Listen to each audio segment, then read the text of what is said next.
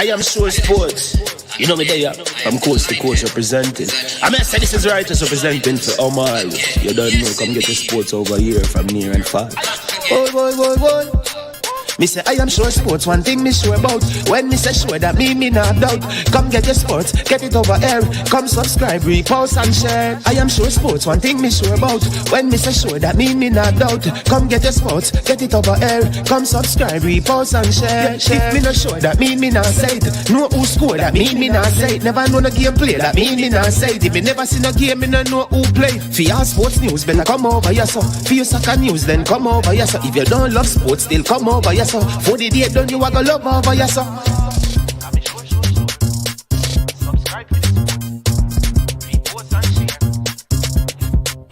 So when it comes on to behavior concerning football, Jamaica is decent.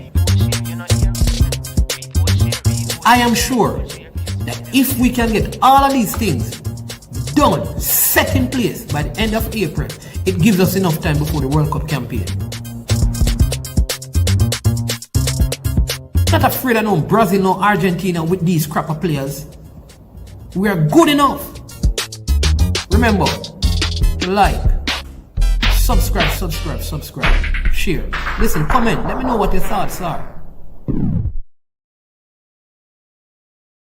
Trick-Nick Jerk Marinade gives your meats and vegetables authentic Jamaican jerk flavor. The spices are directly from Jamaica. Spices like jerk seasoning, allspice, scotch bonnet pepper, fresh scallions, thyme, ginger, and garlic. The key ingredients to a great jerk marinade. 0% sugar and low in sodium.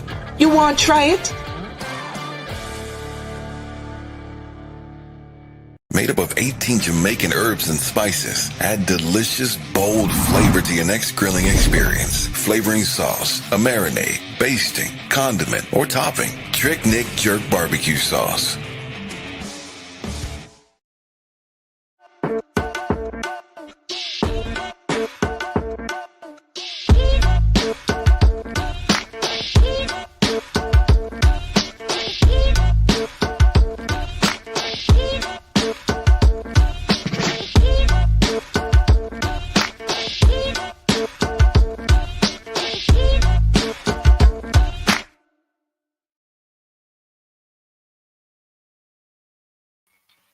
All right. Good morning. Welcome to I Am Sure Sports. I am your host, Mannings Man. Hope everybody is doing well. Hope everybody is doing fine. You understand me? It is the day that the Lord has made, so let us rejoice and be glad in it. We declare and say how great is our God and how greatly to be praised. I want to thank you for tuning in at this time. We're going to complete what we started yesterday. Or in fact, let me say it this way, we're going to get into what we weren't able to get into yesterday because the show was predominantly, or it was totally dominated by our social issues topic. And you know how we are integrity based, and we function in complete integrity. So we changed the description on that thumbnail, and what we have done is we put the description for what was discussed, and then today we have come back with the same topic. In fact, I mean it was so important that I've decided that I'd wear the same shirt that I had on yesterday for this show today. All right, so but we're gonna get into it. Going to be a very good show. We're going to discuss the three teams that failed in their quest to qualify for the World Cup and what are the repercussions of that. We're going to discuss a little bit of the EPL and a little bit of the JPL. We're also going to be taking your phone calls. As usual, we will not be going long with this show. We ask you, once you come on, to hit the like button, please, and subscribe and share. Hit the like button, subscribe and share. It gives us a lot of people are not able to give monetary contribution, which is understandable, but I certainly believe that you can at least like the video. You can share the video. right? So if you can do that, we would appreciate it. So if you have not done so yet, please go ahead right now and hit the like button. Hit the like button. We have some moderators as well who will from time to time, just put things in there to remind you, to encourage you. We thank them that they volunteer their time to the channel to make our content spread out, and in terms of getting more people to know it. So let me give you some time to do that as you are watching, to hit the like button, to subscribe, and to share. Also want you to know that you can contribute to I Am Sure Sports if you so desire by means of a super sticker, super chat, or a super chat, right? That's an easy way to do it. So you can give financial donation or contribution to the work of the channel. We use the resources from the channel to do the channel's work. We don't take it for our personal gains or benefit, because and you will see we don't do a lot of content. um we're not a profit making entity, because we're not seeking to do that. We're seeking to add value to the field of sports and to change people's life. And so if you like what you hear, you like what you see, we ask you to do that. You can subscribe. All right. So before we do, we normally share a scripture, but given, I got some feedback from some very good friends of mine who always speak in regards to the channel. And I think it is important that I read something this morning. This is something that I learned um, in my early, just my early life. It is about balancing competing demands. All right. And then I'm going to make a statement. All right. It's about the tyranny. Some people pronounce it a tyranny of the urgent. And it says, is there really enough time to do all that God requires of you? It says, have you ever wished for a 30-hour day? Surely this extra time would relieve the tremendous pressure under which we live. Our lives leave a trail of unfinished tasks, unanswered letters, unvisited friends, unwritten articles, and unread books haunt quiet moments when we stop to evaluate. We desperately need relief. But would a 30-hour day really solve the problem? Wouldn't we soon be just as frustrated as we are now with our 24-hour allotment? A mother's work is never finished, and neither is that of any student, teacher, minister, or anyone else we know. Nor will the passage of time help us catch up. Children grow in number and age to require more of our time. Greater experience in profession and church brings more uh, exacting assignments. So we find ourselves working more and enjoying it less. When we stop to evaluate, we realize that our dilemma goes deeper than shortage of time. It is basically the problem of priorities. Hard work does not hurt us. We all know what it is to go full speed for long hours, totally involved in an important task. The resulting weariness is matched by a sense of achievement and joy. Not hard work, but doubt and misgiving produce anxieties as we review a month or a year and become oppressed by the pile of unfinished tasks. We sense uneasily that we may have failed to do the important. The winds of other people's demands has driven us onto a reef of frustration. We confess quite apart from our sins. We've have left undone those things which we ought to have done, and we have done those things which we ought not to have done. Several years ago, an experienced cotton mill manager said to me, your greater danger is letting the urgent things crowd out the important. He didn't realize how hard this maxim hit. It often returns to haunt and rebuke me by raising the critical problem of priorities. We live in a constant tension between the urgent and the important. The problem is that the important task seldom must be done today or even this week. Extra hours of prayer and Bible study, a visit with that non-Christian friend, a careful study of an important book. These projects can wait, but the urgent task calls for instant action. Endless demands, pressure every hour and day. A man's home is no longer his castle. It is no longer a place away from urgent tasks because the telephone breaches the walls with imperious demands. The monetary appeal of these tasks, some irresistible and important, and they devour our energy. But in the light of time's perspective, their deceptive prominence fade. With a sense of loss, we recall the important task pushed aside. We realize we have become slaves to the tyranny of the urgent. All right? What is the whole idea behind that? I think sometimes people want, you know, if you follow people, you will just keep doing urgent things, and the most important things in life get pushed back.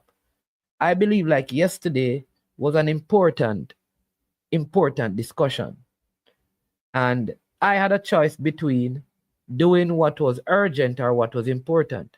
The three fails team in quest to qualify for the World Cup is urgent.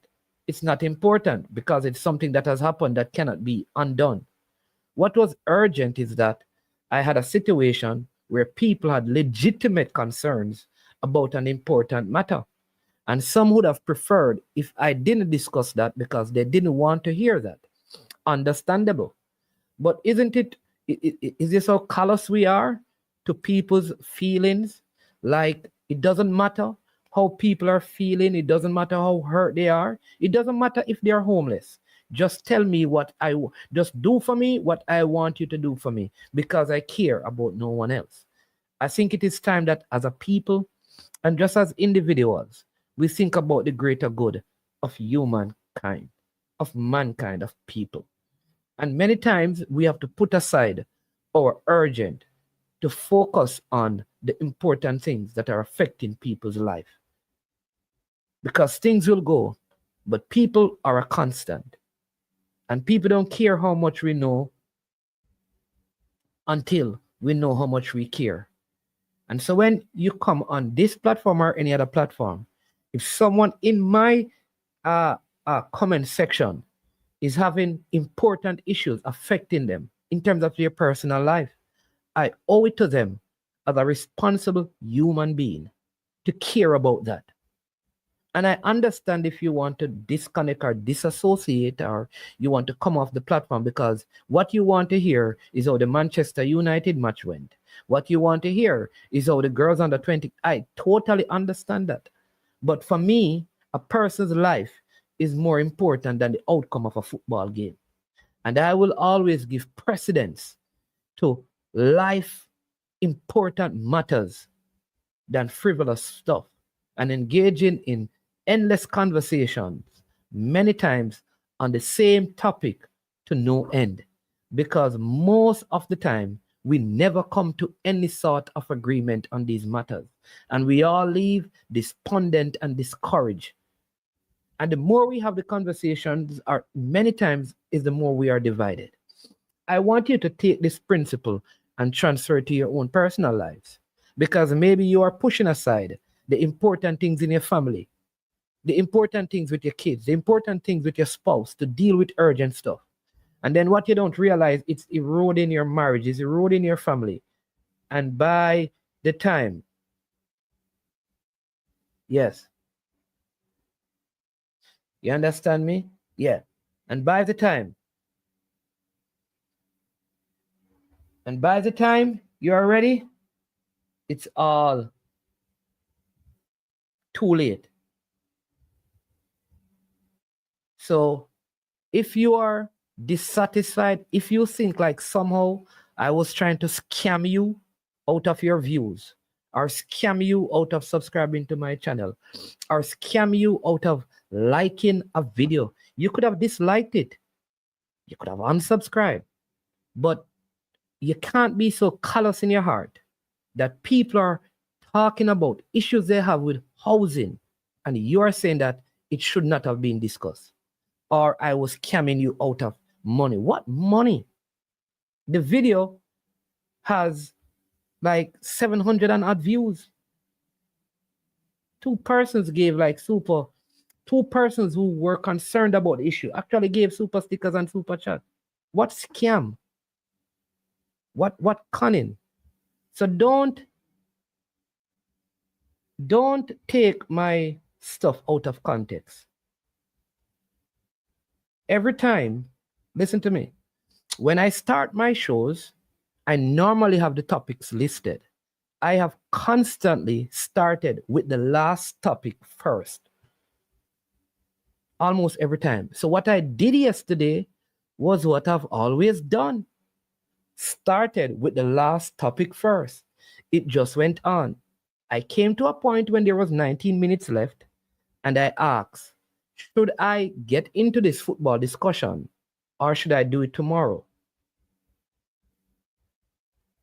Right? And people said, no, let's come back tomorrow, which I'm doing. Let's come back tomorrow, focus on the football, but let's finish up with this. And we did that. All right? CC, we're not talking about the NHT today. You can call it or talk about that. But that is it. So just wanted to say that I have some text coming in. Right? So I will respond to those texts. So just had to do that, and I would say it's a general principle. Never let the urgent things take precedence, right? Over the important things. All right. But I don't want people to ever associate or connect me with any sort of on YouTube trying to put. I use one thumbnail only.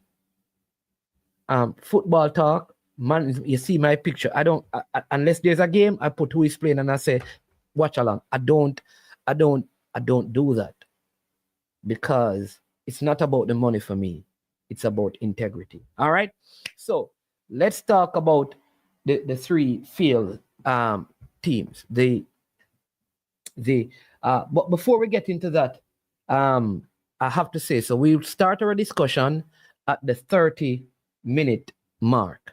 All right, we will get into that as usual. So I'm going to give you my little. We have 23 likes. There are 46 persons. If we can get up the likes and to that, yeah. Yeah, that's what they were saying, boss. They're saying that I was scamming the people with false advertising. So I had to, somebody had the audacity to text my phone and say that they are disappointed in me when the topic was on the thing. Can you imagine? I can't. Unbelievable. Like people, we have, as a nation, like we have gotten so like callous in our hearts towards one another. It's unbelievable how as a people, Jamaicans I'm talking, we have most of us have absolutely no care for anyone else but ourselves. And that is the sad reality of the nation that we live in and the people.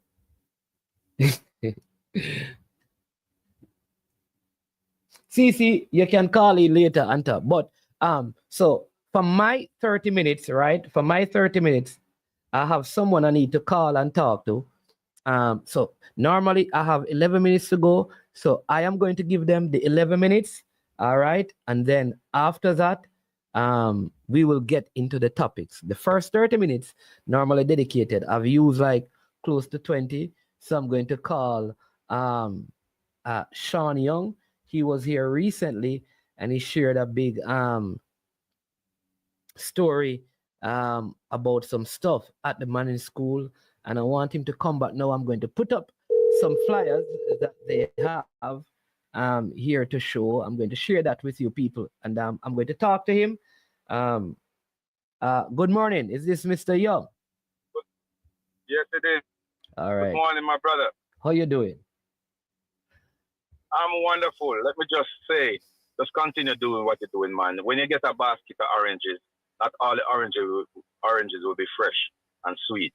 So just continue doing what you're doing, man, and reap your harvest, you know? Definitely. Yeah, man. So welcome to I Am Sure Sports. I always want to tell people that they're live online just in case they don't know. So yes. Yeah, man. So talk to us, because you have it's getting close to March the 22nd, Saturday, March the 22nd, yes, when there is a big event being held at the Manning School. And people, it is not Manning's High School, it is a Manning School, right? Just to let you know, the great our 17, dear Manning School. Sure, 17, our dear Manning School, yes. 1738, you understand me? Life without learning is death. You understand me? Death. So, yeah, brother. Yeah, the Hopeton Kelly Memorial Football Match, which is Saturday, March the 22nd. The gates open at 2 p.m. There's an after party that begins at 6 p.m. It goes up until midnight with the Slaughter Squad. I think Billy Slaughter is one of those selectors who were formerly at Stone Love. Right. So the 1978 Elron Cup champion. That's the first until the recent success of the Mannings under 14 and under 16. It was the only team at Manning School to have won a football championship. Right. And they will be playing against some former Reggae Boys. And that's a 4 p.m. kickoff. Admission $1,500. I think that is for adults and $500 for kids, and there's a VIP for $2,000. All right, so yeah, man. So your time, talk to us, tell the people, and for those who want to get tickets online, those who want to make a contribution to the cause, and they may not be able to, probably attend the game, but they want to buy tickets and send people. Tell us how that works, and big up some of your sponsors as well. Yeah, man. First and foremost, I want to give thanks to the Almighty for allowing us to pay homage to some of these players who, went on, made a transition. They made significant impact, at Manning School, and the tragic story of Hopeton Kelly, who lost his life, going to play the final against Monroe College. And the guys, they decided not to give up. They wanted to play the final because the final was supposed to be canceled, but they decided to continue, and play the games a few weeks later, which they eventually beating Monroe College and dedicating that victory to Hopeton Kelly, who lost his life at a tender age. Then the captain of that team, Cesar Silla Pringle, who is not only famous in the Manning circle, but also with Reno FC, and he was an integral part of the championship years that they won. And Silla, he also left us suddenly, and other fallen soldiers along the way on that team also, left us. And most recently, not from that team, but a part of the planning committee, Michael Scorcher Whitelock, he died suddenly this past Saturday. And I just met with him, Manning's man, on February 10th. When I was there, when I saw you, I met up with him on that Sunday. And he was an integral part of the planning committee. He was a Costa Cup player.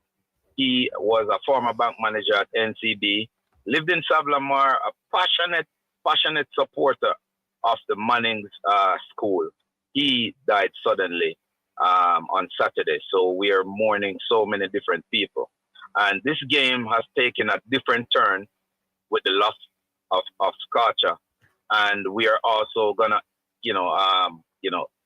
honor him and his legacy on March 22nd. So it has become even more meaningful.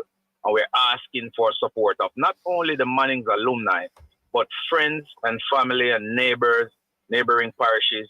We're having people from Kingston, the United States, Canada, coming in to support the event. So please come out and support.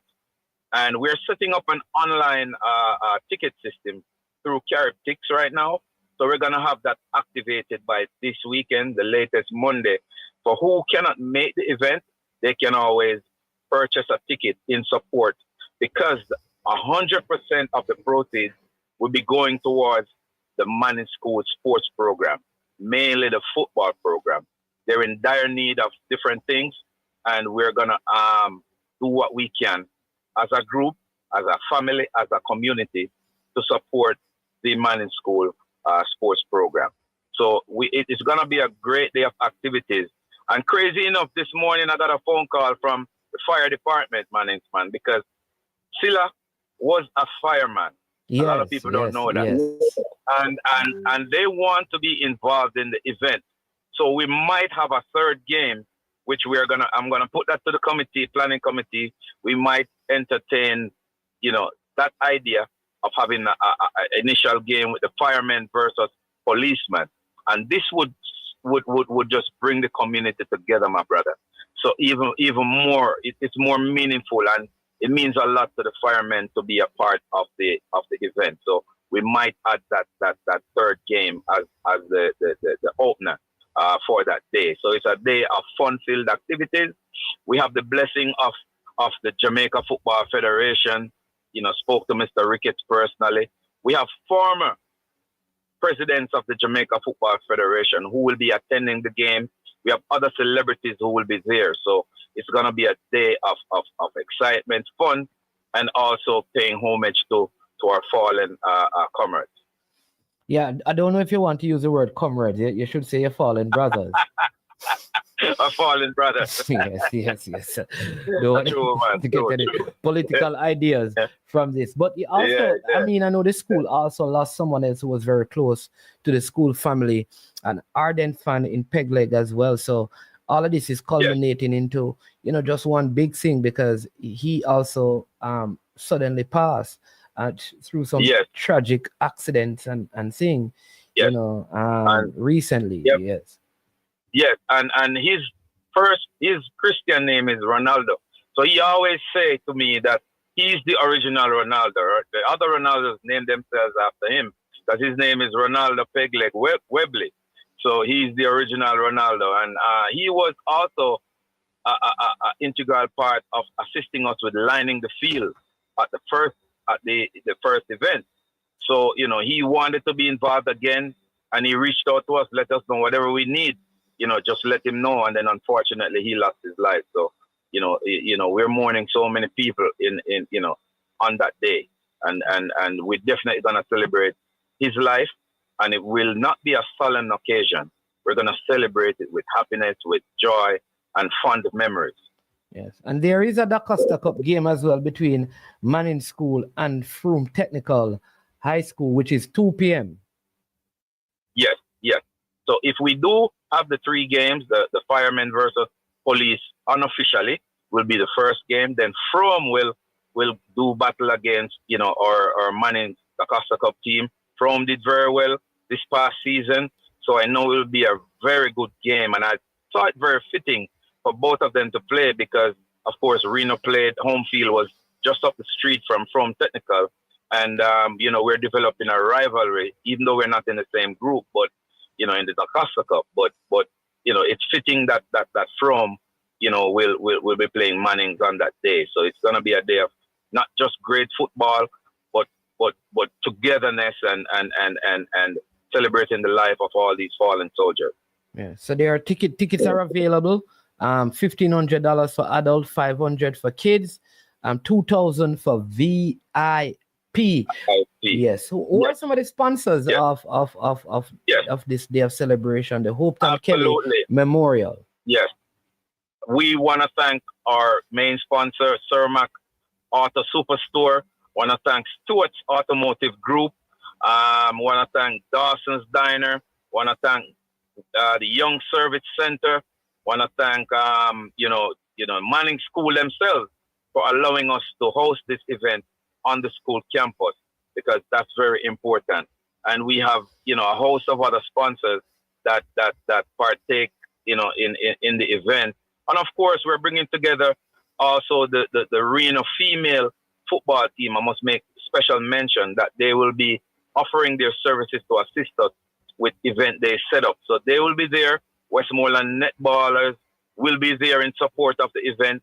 So we're bringing together not only football, but different sporting disciplines who will assist us in making the event a success. So it's a great venture. And of course, we ask all the businesses, we need help, we need refreshment, we need food, we need help to feed some of our special guests that will be there. So we're calling on the businesses to assist us in whatever they can to make this event a success. Awesome. Sounds good. Yes, sir. Sounds like big things again. Remind us of the date, remind us of the time. And I know that yesterday was an after party from 6 to 12 with Billy Slaughter. I think his name is. Yes. Yes, on March 22nd on Manning School campus. The event, again, unofficially, first game 1 o'clock. Police versus firemen. Second game, official, Chrome versus Mannings. And the feature game, the Mannings Elron Cup 1978 champions versus the Jamaica Reggae Boys, former Jamaica Reggae Boys Invitational. We'll see the likes of Theodore Tapper Whitmore, Hector Wright, Linval Rudy Dixon, my cousin Paul Young. We'll have Lincoln Taft, Michael Tulloch, Jimmy Hewitt, Linval Pala Wilson, Michael Graham. So we have a host of former reggae boys who will be entertaining us for the day. I think the last come out and support us. I think the last time you were here, people were asking if Mark Hagler Wilson will be on show. I think some people want to see him again, but I don't know if people would be fearful. Yeah, he should be involved in the game, but we are waiting on final word because he's not sure if he'll be here or if he'll be traveling. So he will confirm with us. And of course, we have the after party right after the game. It's a liming, a chill event, a chill vibe. And, the main feature DJ will be Billy Slaughter, formerly of Stone Love. He'll be entertaining us in the afternoon over there by the auditorium on the netball court. So it's outdoor, so everybody can relax, lounge around and just enjoy themselves and meet some of the former reggae boys, take pictures, get autographs. So it'll be a great, great day of activities and excitement and togetherness. Yes, and I suspect that given the age group of the teams that will be participating, that the type of music will be probably what they call them, oldies but goodies. I don't know. I'm thinking man. Not so much oldies but goodies, but clean PG-13 kind of music that everyone can relate to. So even though it's mature, but still, if the younger folks would enjoy the music because it will be clean and of course, 90s, 80s, 90s, early 2000s for some of the younger folks, but all clean music because, of course, we're on Manning School campus and, want to make sure we respect the school and the integrity of the event is paramount. Yeah, awesome. Listen, I want to thank you for coming on again, and I hope we get to talk a couple more times in March as the event draw close. I hope next time it's by video, and hopefully a couple of the persons who will be playing can come and encourage people to come out as soon as those tickets are available. And Caribtix, please let us know. So people, if you want to, you can get tickets. Maybe you have persons who live in Western Jamaica, like you, Gunners Boss, who say you are from that side and you have family down in Little London in that area. Buy them some tickets. Let them go and support this this big thing. I know Hector Linton is from down that side, down by the Big Bridge side. That's my brother. Yeah, Big Bridge. Yeah. Yes. So Gunners Boss, you need to buy some tickets. Linton family, we played a lot of football together. If you cannot make the event, but definitely support. And we're gonna put that out, and Manning's man will definitely put that on on this forum once we get the online sales going. But just come out and support the event, man. It's a great event, and definitely paying homage to the great ones that made their transition, and also paying respect and giving flowers to the present ones. The present ones, we definitely want to celebrate with them and make it a grand affair. Yeah. All right. Thank you so much, Mr. Young. Looking forward to more conversations as the event draws close. All right. I mean, thanks for your time. Go ahead. One final quick. I just want to put it out there. I'm not class of 82. They adopted me and asked for my assistance to make the game a reality, to put it together. So I'm class of 88. And I just want to say it's a pleasure of doing that, to helping out the dinosaurs. I call them the dinosaurs. So it's an honor for me to assist the dinosaurs in making this event a reality. Yes, people. He's saying that he's not as young, as old as the rest of them. He had to put that in there. Yeah, man. Yeah. All right, sir. Thank you very much for having me. All right, then. Blessings every time. All right. Man. That is my blue blood brother there. All right. I'm going to get into all of your comments where this is concerned. So thank you again, Mr. Young. Good having you on. Still having some issues with the effect because this is a hand clap moment, but I do understand that the effects have not been working as of recent. Don't know why, because everything is set up on my end. But yeah, we'll figure it out. We will figure it out. So let's get into this. 3 teams have failed. The under 17 women, we did speak a little bit, very briefly on it yesterday. The under 17 women, I don't think their preparation time. And so let me tell you my perspective on female football in Jamaica. And this is where I think there's a group of us who met. Well, we haven't met yet, but we are in a group. And part of the plan was we discussed at the failure of that under 17 female team to qualify. We discussed the need to play more football at the female level in Jamaica. I spoke about the present schoolgirl football league that there between Westmoreland, Hanover, St. James, Trelawney, St. Anne, and St. Mary, St. Elizabeth, that's 7 parishes. There are around 6 teams. So 7 of the parishes only have 6 teams in the present schoolgirl football competition. We could go on and on and on. A lot of these kids also start playing football at the high school level, which is not sufficient. And I will make this point again. When it comes on to female football, Jamaica don't have enough kids playing at an early age to put together teams to qualify in CONCACAF for World Cup at the present time. Therefore, when it comes on to female football, a lot of our players will have to come from the diaspora. That means we have to look at how the cost will be. Because as we saw with this under 17 team, once the team don't qualify, there are so many things that have been said. I've heard many things about the parents were robbed their money. Their monies were, I've heard things like these parents' monies were taken from them. I've heard that the parents were scammed. These are the kind of allegations people are making. Because once a parent buys a ticket for their child to come and represent Jamaica or tryout, if they buy that ticket and the child is not selected, you are creating an issue. So it has to be, people have to sit down and think about it. We have to ask ourselves, can the federation have the players who are going to represent Jamaica to come to camp, travel from the States or from England? I'm talking about female football. And I want you to listen to me before you even comment. Does the federation have enough money to have kids travel from England, 20 kids, or 20 kids at under 15 to travel from England to have camps in Jamaica away from their parents at the federation expense? All right, which is like we say we need a year of preparation.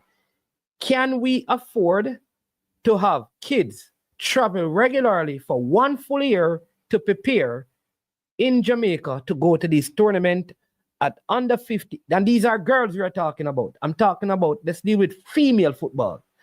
Are parents willing to send their kids without them, who are 14 years old and 13 years old, on regular camps in Jamaica without them being present? Do they have the money? Where will the money come from? So we need to look at that. Or do we move Jamaica's football from Jamaica, bring it into the diaspora for female, and let it stay there? I'm asking, because I know some of you are already offended because I'm not this me at all. I'm asking you a question. You answer either yes or no. All right? So before you attack me, listen, it is a question. Is that the solution? What is the solution? Because, or is the solution we start from, like we were discussing on the show weeks ago, having girls playing 5-a-side. I said play futsal for 5-a-side and 3-a-side.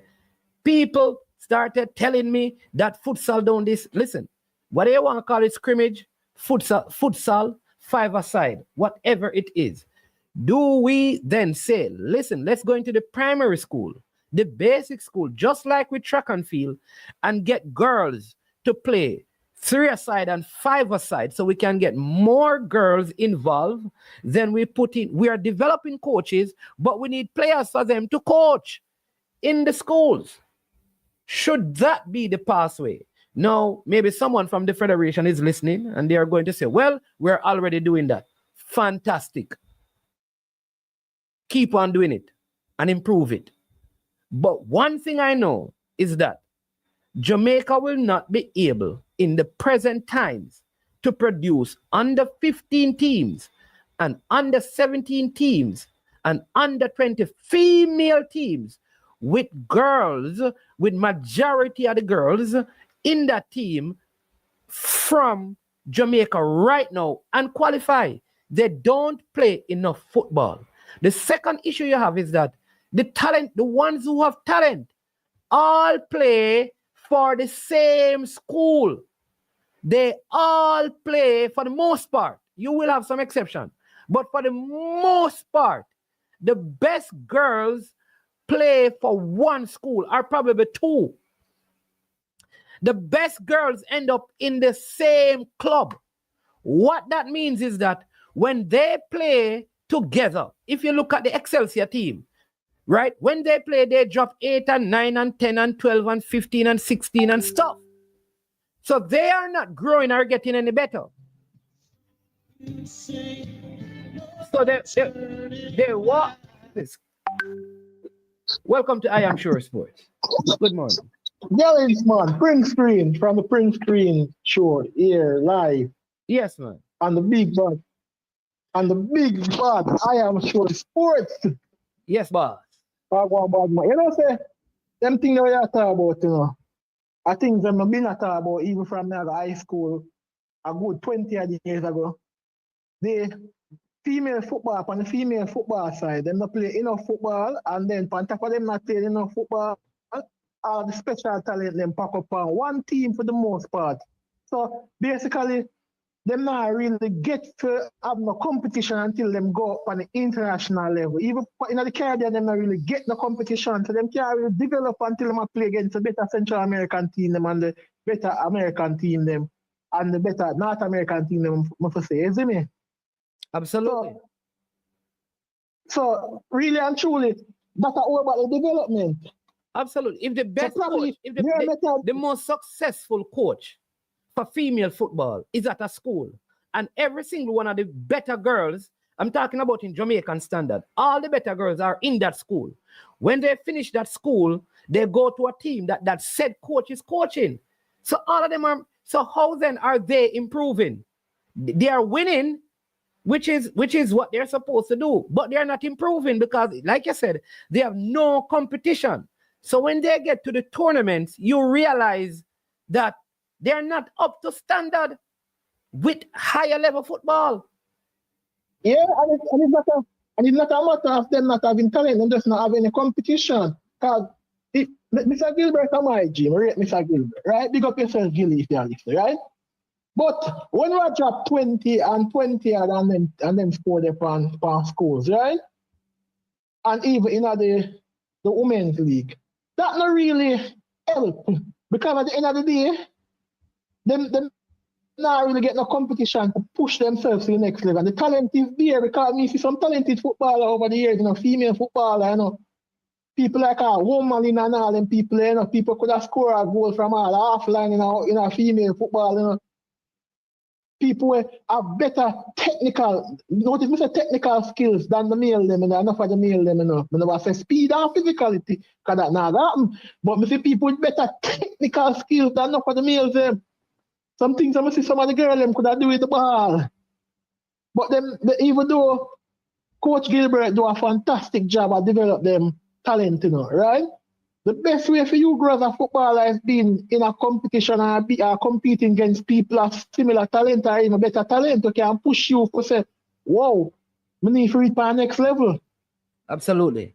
And I think that is the issue with under 17 female football.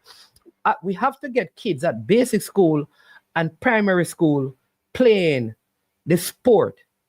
And listen, a lot of these schools, they don't have 11 players. So let them play small-sided games, because what you want to do is ignite passion. If you can get a lot more girls playing, then you will have a lot more schools participating. So if they start in the basic school, so when you have like it happening in primary school, for example, by the time they get to high schools, more teams will be able to, more schools will be able to put teams in there. You will not have success if from Westmoreland to St. Mary, you only have 7 schools participating. So there's a zone right now with Green Pond, Frome, and York Castle. So one team from St. Anne, one from St. James, and one from Westmoreland. Yeah. So Frome travels to York Castle. York Castle goes to Frome. And then Frome goes to Green Pond. Green Pond goes to Frome. Green Pond goes to York Castle. York Castle goes to... So each team plays 4 games. And the one that has the most points qualify for the next round. 4 games. So by the end of the season, they probably get knocked out at the next round. So on average, you play probably 6 games for an entire year. Mm-hmm. Yeah. That's a joke business. Right? So I think because go ahead, Carl. Because I will discuss the same thing, not on the girls' football side, but on the cricket side, right? With the high school cricketers, they not really play enough cricket to improve them talent, right? But I notice on the cricket side, them start have some little competition, so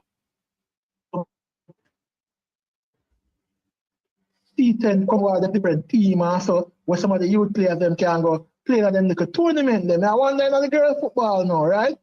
Because they have Reina Academy and other academy where they might have 1 and 2 little tournaments also, right? But I wonder if what them can do now is have some more of them informal competition the way you take the best.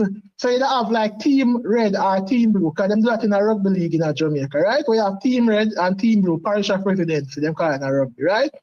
Where like every month or so, the best 30 players them with a come in a camp, and 15 pan Team Red, 15 pan Team Blue, and then play against each other on a regular. That's what I think them have to push them right now. Yep. I'm telling you. And that is it. I mean, we are struggling with the male teams, and they play way more football. You have all type of male. You have under 12, you have under 14, you have under 15, you have Pepsi, you have Colt. You have the rural era competitions in schools. You have the Costa Cup. You have them playing Tier 2. You have them playing D1. You have them playing Major League. You have them playing, you know, all of these things. And we're still struggling. Imagine what will happen with the female. So we are not having. Of course, you're going to have a Blackwood, a 1 and 2 Blackwood coming through, or a Shanice Buckley coming through. You will find a Bonnie Shaw. You will find a Kanye Plummer. You will find every generation, you will find 1 or 2, but we will not be able to have a team. And this is something that we have to fix from the early stages. We have to have some 3-a-side and some 5-a-side and competitions going on because track and field does well, because even basic school. That carry, but you have 2 big elephants in the room. Yeah? What is that? One Jamaican allow sports, and 2 old for people now that really make them girl picnic go play girl football because of the stigma. Yeah, but that's what I'm saying. But if it start from, you will not have that problem in primary school. Because primary school is when they go to high school. That's what I'm saying. If you ignite the passion, because remember now, it's 5-a-side and you make it fun. So you, for example, what we said is that you have a 5-a-side and say you have like Westwood, St. Hilda's, Ocho side, Marcus Garvey, Iona. Those schools play, like I said, every month, one Saturday and every month they play at Draxall. Like it's 5-a-side. It's just a day. It's a festive day for them to play for fun. Of course, you can give awards for different things. That way, a passion is being developed. You do the same thing for the primary schools. I think that is one way that we can do it going forward. But big up yourself, boss. Very good input. Appreciate it. Yeah, man. I am sure. Definitely. All right, my boss. All right. We also had let me just call back this caller, and then so this is the girls I'm talking about, because I'm going to get to the male side of the football, right? So we have one of the biggest solution is get more girls playing. Until then, we're going to have to figure out. How are you, sir? I am doing fine. Just let me finish this point, leader, and I'll come to you. Good afternoon. Yeah, man. We're going to have to figure out a financial structure if we are going to, for the next few years, depend on diaspora, because not all the best kids' parents will possibly be able to find the money. How is that going to be done in terms of female football? Because the idea of using diaspora kids to play is a very expensive pathway. Who is going to fund it? Can the federation fund it? Is it partnership with the parents? Can parents afford it? And how will that look? Because we saw that in the under 17, and we hear, like I said, all kind of things coming up now. Because once it fails and people have put their money in it, it's a problem. All right. Sir Maxwell, good afternoon. Welcome to I Am Sure Sports. Been a minute. Yeah, man. I'm here with you. Yeah, man. Give us your thoughts. Can I go ahead? Yeah, man. Go ahead. Your time. Okay, my thoughts. Okay, as you know, I've been a recent convert into the girls' football, and I see where there are a lot of things that we need to fix where that is concerned. Your daughter plays, right? Because her school no, is my daughter don't. My daughter, yeah. Because we have the Rainers Academy is now connected to Merle Grove, and they are actually. Right now, they have moved from one of the lower seeds into probably the number 2 seed in girls football right now.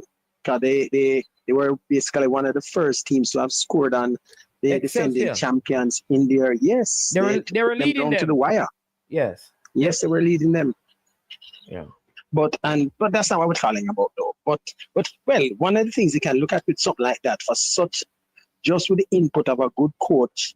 And coming into a program like that changed it dramatically, because like a year before, I think Excelsior gave that school about 8 love. And in 1 year, not even a year. So look here, it is not hard to teach the girls the game, and get them to a certain standard. What I think we need to do. In fact, leader, I believe, based on my experience, girls learn easier than boys. And that's a fact. Because one of the things they are smarter, Okay, you understand? Yes, the women are smarter. No, man, we have to give them that. I can tell you. Right? So seriously, one of the things that it happens that I know they used to do it in the States where the boys and the girls play together up to a certain age. Yeah. Right? I think up to probably 12 or so. At one stage, they did have it in the primary and prep where they were mandated to have a certain amount of girls playing in it. As far as I know, I think that concept went out and we digressed badly.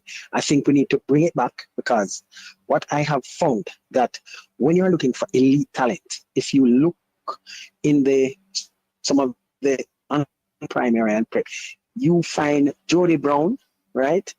Bunny, Shaw, all of them played with the boys up to a certain stage, and they weren't struggling either.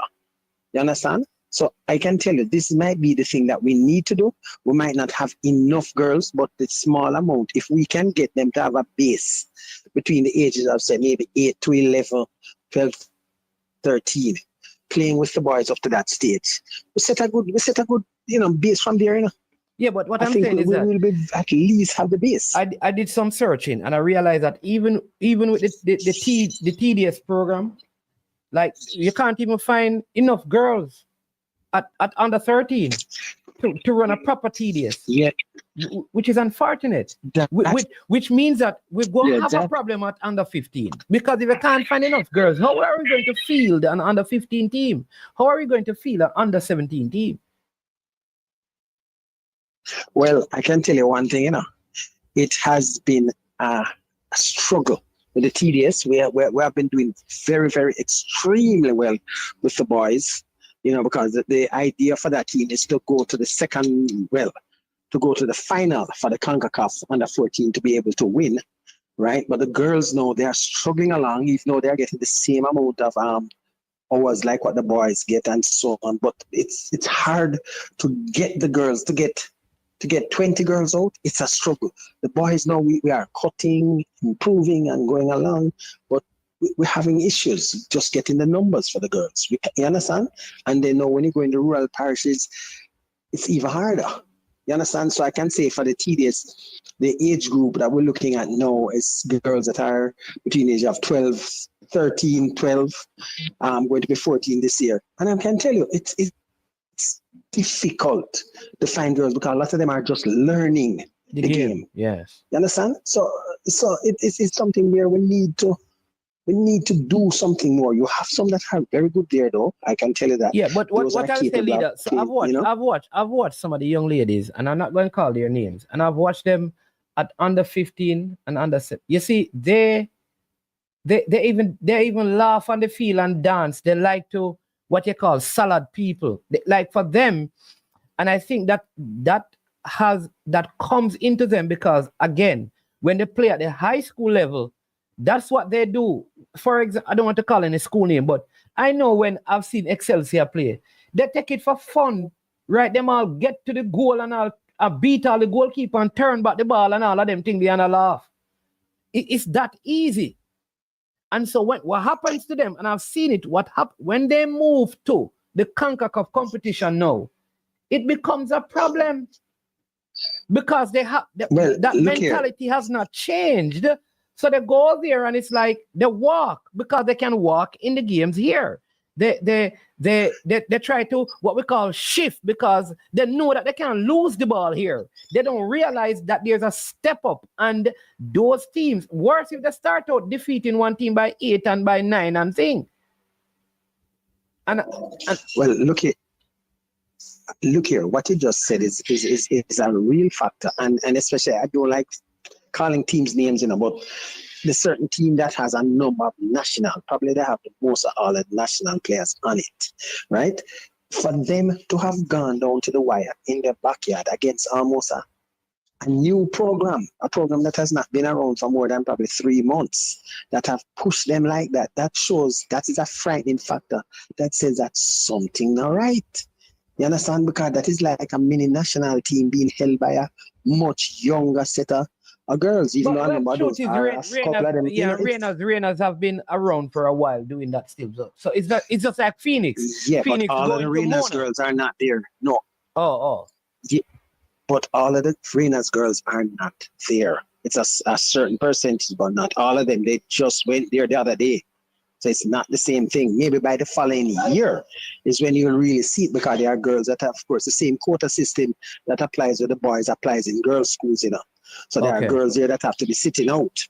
So you have to understand that here also. So these are not even all of the girls. I don't think ISA should use the same rules to govern this school girl. I think school should be, if they want to have a program and they feel like getting some girls who are playing for St. Kitts and the Nevis to come to Jamaica and do track and like football, it should, because we want to improve it. I don't think it should apply because we do not have enough quality in the schools to do that. That's true, But the thing is, what they want to try to do is that, okay, the thing is, I think they don't want one school to monopolize the talent, which almost is being done right now. So you have girls that are at a certain school that the very young girls now can't make the team because you have a lot of older national players there. While if those girls had gone to another school that might not be up. You're breaking up. You're breaking up a little bit, leader.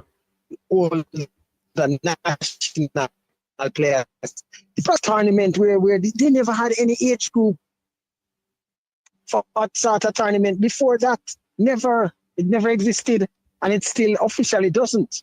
Yeah. So anyway, I'm going, but I just want to tell you that thank you for highlighting the thing with the girls, and I hope that some sponsor that's listening will come in, because I know that the academy is planning on also launching something that's going to be, I think, the same 5-6-a-side thing that you had in mind. I think somebody has passed that on to the relevant people, and they are definitely going to be having that sometime this year, right? So just let you know, and I hope that somebody will reach out and be able to help the girls, because we have some look at it this way. I saw where somebody mentioned we haven't been to the World Cup for how long? We have been to 2 Women's World Cup recently. We have never qualified for any Youth World Cup on the girls' side. So, yeah, man. But true, but we have gone to the second round. That's another achievement. Yeah. We have gone to the second round in the women. Don't worry. The men, I'm going to deal with that, but big up, leader. Thanks for your time. Yeah, man. Okay, then. Right. Yeah, man. Cool. All right. So let me say this. Gunners boss. There are many girls in Jamaica.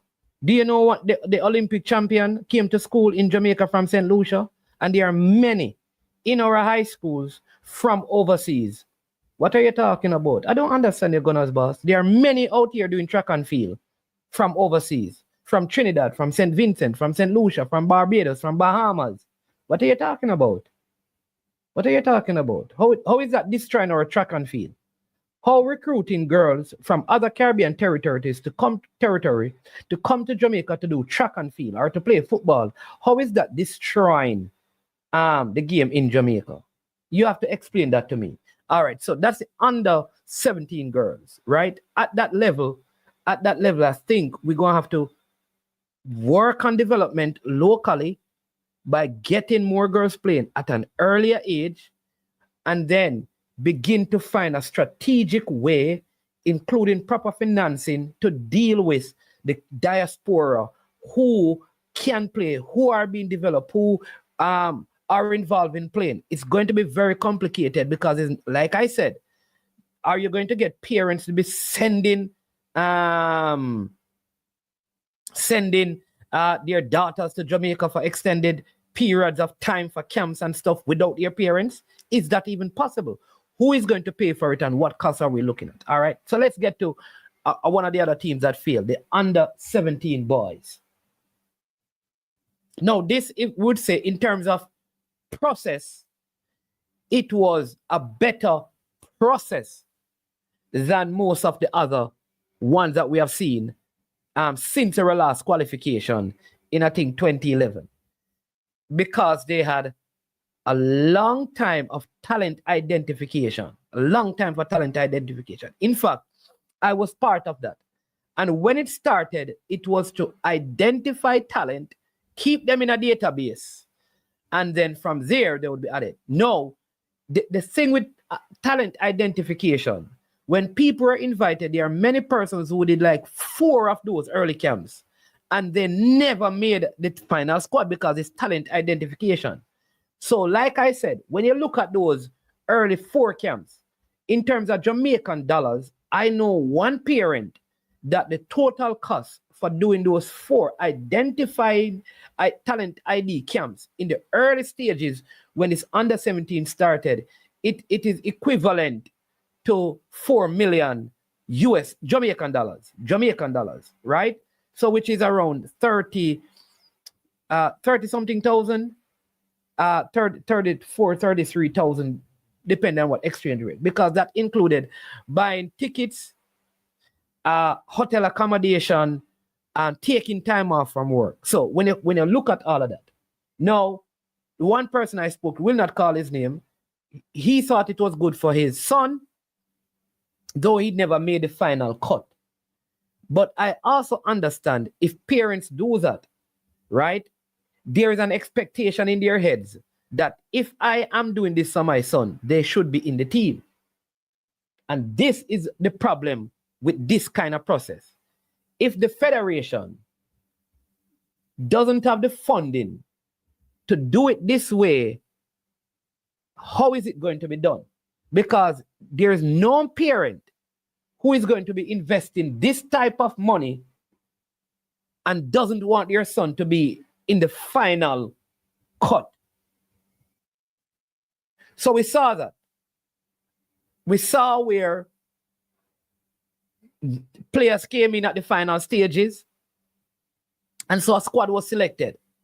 I think one of the most balanced outside of our senior team on the male side that we have had, where we had, I think, like 12-12 or almost 12-12 in terms of those from the diaspora, which is USA, Canada, and I think at least one person from England, right, was there. And remember, they even had a player from out of the Netherlands who came into the camp. Jojo was from Spain who came into the camp as well. So they have had camps with players from all over. I know that there is a player from England that came and was at one of those camps or was invited to one of those camps at least. So they have, there's probably a next million players from Jamaica who could have been there, who could have made it. Because you will never, ever be able to capture every single one. That's just the way of football. No coach gets their selection 100% every time. All right? So I don't think we can knock this process because this process worked, except that once you don't qualify, the parents are going to be upset when they consider the monies that they have put in, especially those don't have those monies as disposable income. They are going to find faults. Reasonable position for the parents. All right? So the team had pre-tournaments. They played in New York. They played in Mexico. The coaches had enough time to figure out their best 11 and at least the 5 best players to come off the bench. So at a minimum, the coaches should have, over this time, had 11 plus 5 outfield players plus a goalkeeper as reserve, which is 6 plus 11, 17 players that no mistakes were made on. They had enough time to find 17. No, the other 6 you could get wrong, because you have 5 outfield substitution plus a goalkeeper substitution, right? You could get them bad, and that is understandable. But you see that 17, you have to get that 17 right. You have to, because that is going to be the group that plays the core of the game to get you to qualify. This is my opinion. I am not a coach. All right? And I know a lot of you probably said, well, man is man and Freddie. Man, I don't have no enemies. So you're going to say me and Freddie Butler are friends. All right? I did say to you, I reached out to him. Right? First, it is important because people don't care what you know till they know what you care. I made sure, found out about what is happening, because he made a statement about what is happening with his family. And so we talk about that, and they are where they are. I will not disclose that. He has committed, all right? I know some of you are not going to believe it, and that's fine. He has committed that once he has, dealt with a couple of things that very important, where his family is concerned, he's going to make himself available to speak on this. In the interim, he has made it clear that he takes full responsibility for the failure of the team to qualify. I've said that openly. All right. He made that in his statement. It is there. He has taken responsibility.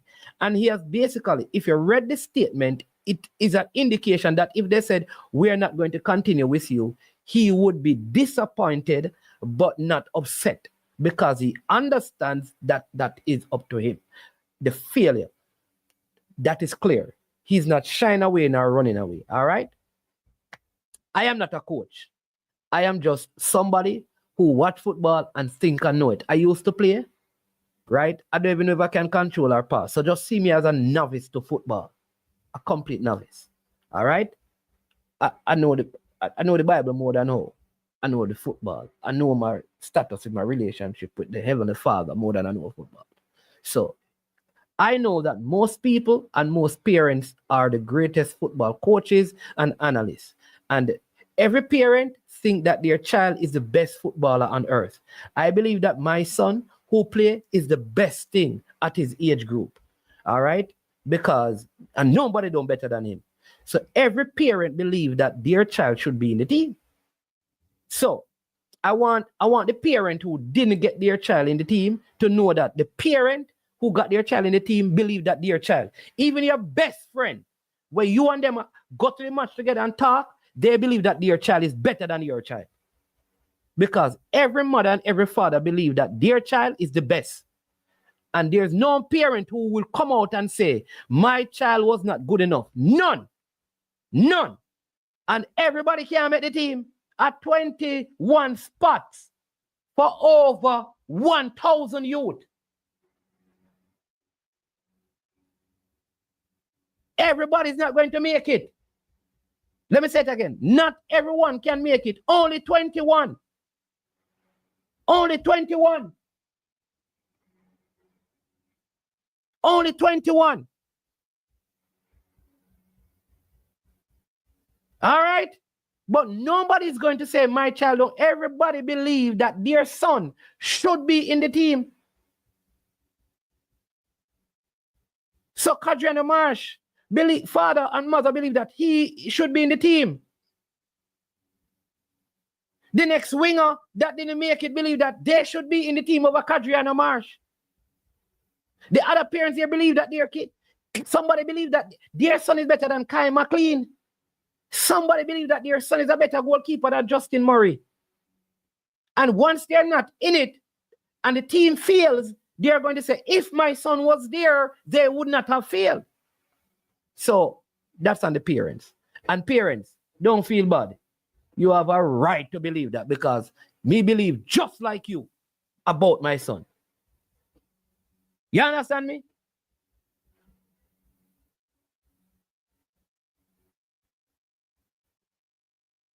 That is it. All right. So let's come to the coaching. I believe the team selection is in the hand of the coach, the coaching staff. So me don't wanna coach. Let me tell you something. Every one of the coach them. I don't care if you think they have influence or not. I don't care if you think that the head coach never listen to you. I don't care if you think, well, you're just there to assist, not to insist. I do not care.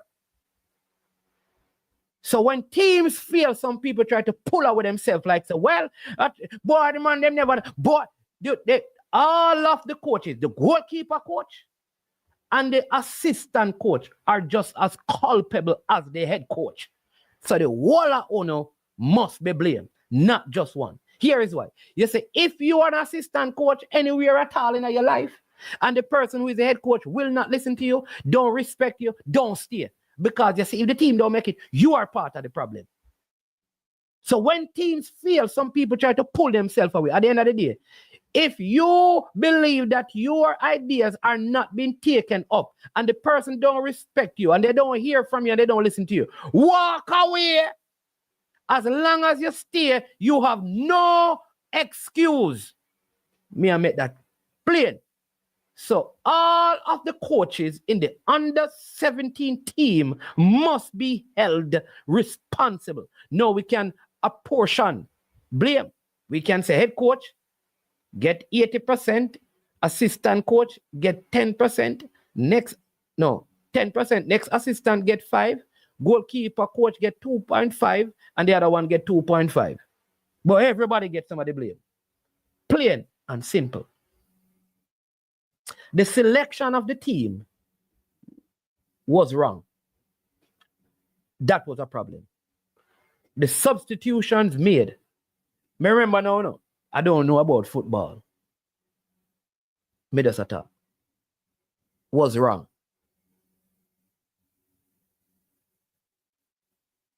Because here's that. If it did right, it would have worked. The fact that it never worked, coaches must take responsibility that what they did not work. All right? Let me say that. So the coaches are responsible for this team not qualifying. Because I do not believe that the team that they played against, El Salvador, is a better unit than them. Here is what. El Salvador prepared for one game and one game only. El Salvador had video clips of Jamaica versus Arnett Gardens. El Salvador had video clips of the Jamaica team when they were in New York. El Salvador had video clips that they analyzed when Jamaica was in Mexico.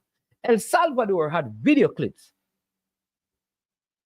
El Salvador had video clips of the two games that Jamaica played to analyze and to break down.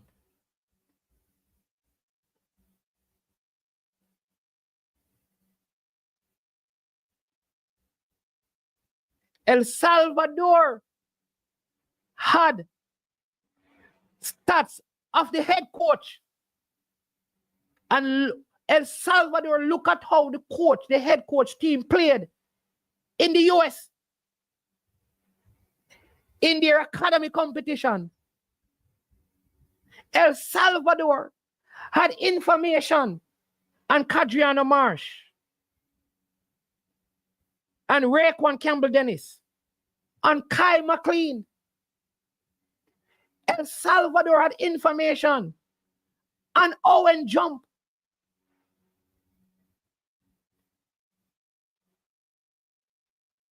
What I want, when I get the coaches, I want to ask them, how much information did you put together, analyze, and show to your team before you went into this all-important assignment? Now, all of this I found out after.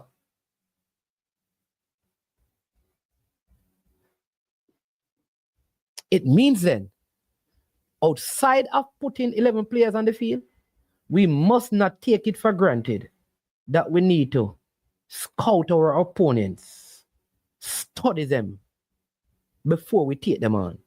Because guess what? People respect us when they go and play us.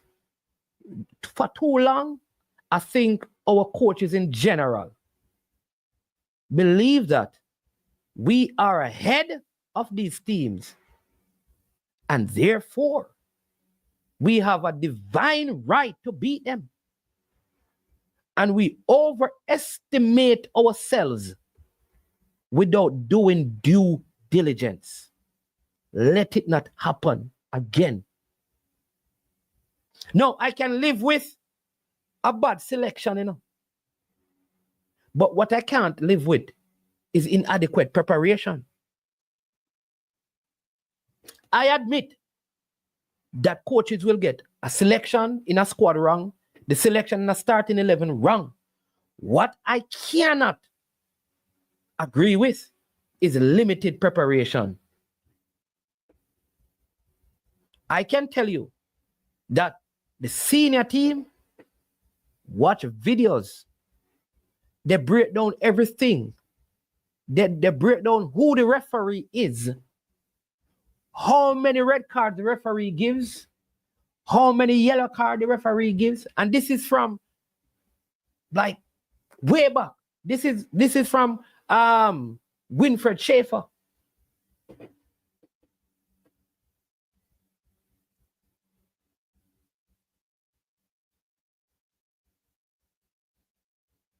From Winfred Schaefer time.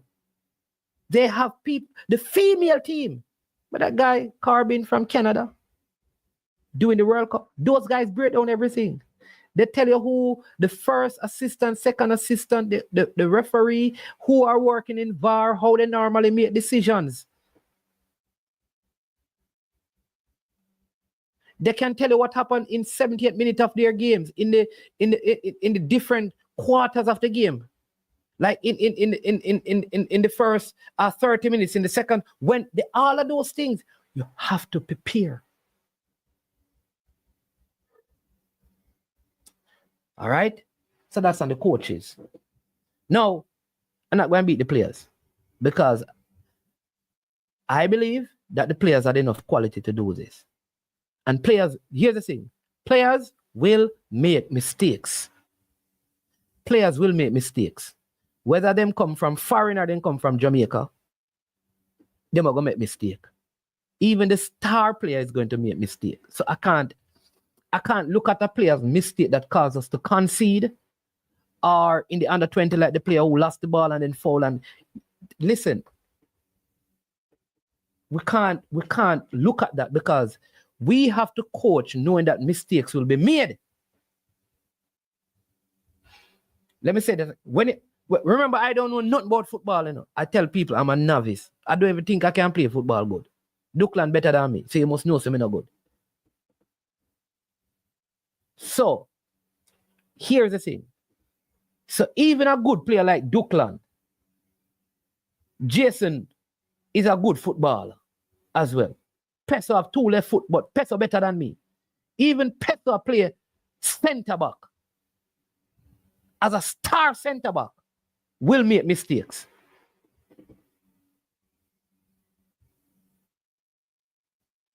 Triple E are one of the best centre forward you can meet. Them man they score non-stop in the centre forward position. But even him are gonna miss an opportunity.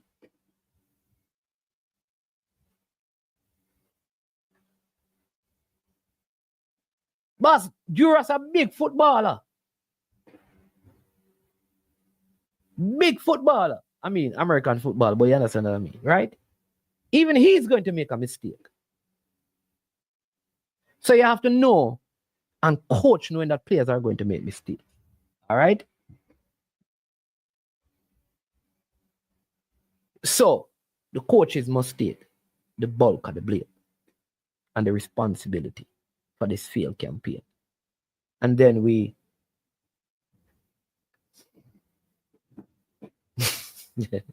Nitro great right back. Right back in the locker room. Nitro, right back in the locker room, Nitro. Eh? Right back in the locker room you play.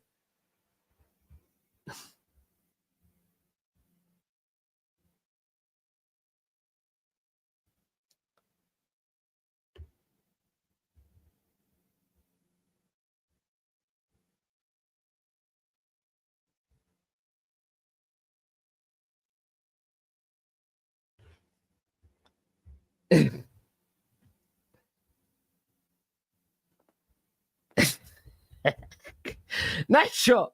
I'm about to say Nitro play right back in the locker room. And Joe, Nitro, tell the man them boy your football in pedigree. I understand it. Yeah. Yeah, we understand. Nitro, we believe that you scored the greatest goal from right back in the locker room. You must have played a PS2 or something like that. Or some Xbox. You didn't put a play in the locker room. Yeah, but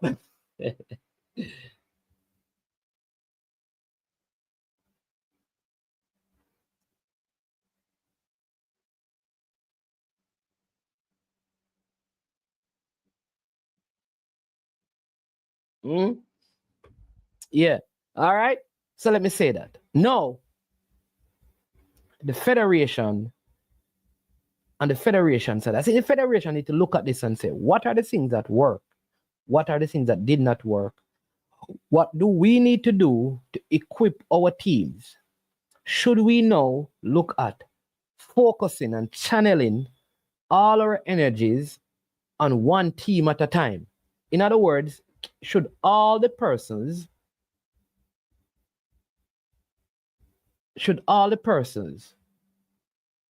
who work within the federation come together to put all their energies behind the under 17? And when that is dealt with, everybody come together and go and support the under 20, male or female, instead of having all of these separate groupings. Should we just say, listen, it's one tournament at a time?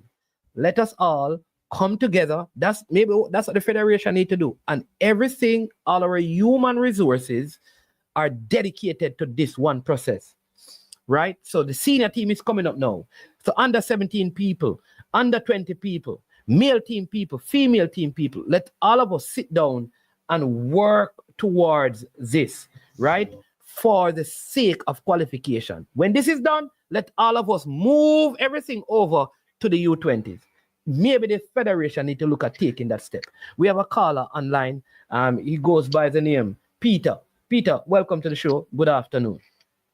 Yeah, good afternoon, Manage, and good afternoon to all your listeners and viewers. So I, like you, is not a coach, right? But when I watch football, I try to watch it from an analytical standpoint, even though I'm not a coach. But I did not see the first two games of the under 17. But I was concerned because even though we scored 10-3, so we scored 13 goals, but we conceded 2. And while I was listening to, I think I was listening to you doing a watch along on the Cayman game. So you can correct me if I'm wrong. It sounded like Cayman could have scored another goal or 2 more goals. Correct me if I'm wrong, man. Yeah, they created. They had opportunities. Yeah. So I was concerned because, there's a saying in football, they said that goals win matches, but defense win tournaments. And I feel like watching the third game against El Salvador, that we did not solidify, we didn't correct our defense. And so I feel like we sort of go into that tournament ill-prepared in a sense, because... Well, let me just say this. You know that from the team that played in Cayman, I think at least 2 changes was made in the defense for the game against El Salvador. So like one of the center backs changed, one of the wing backs were taken out and put in. 2 different wing backs came in who never played for card and for rest reason. So what happened is that if you get 2 cards, you would miss game, right? So what happened is that the players who got carded in the first game, they kind of took out some of them in the second game so that they would not miss the El Salvador game. But the players that came in, like one of the center backs that came in, I think his name is Jaquan Brown, he had a very good game. So some persons were saying, given what they saw of one of the center backs in the first game and what they saw of the replacement in the second game, the replacement should have started the third game. Sometimes, when you rest a player too, it can be detrimental because now him kind of get too rested, and maybe that played into it. But all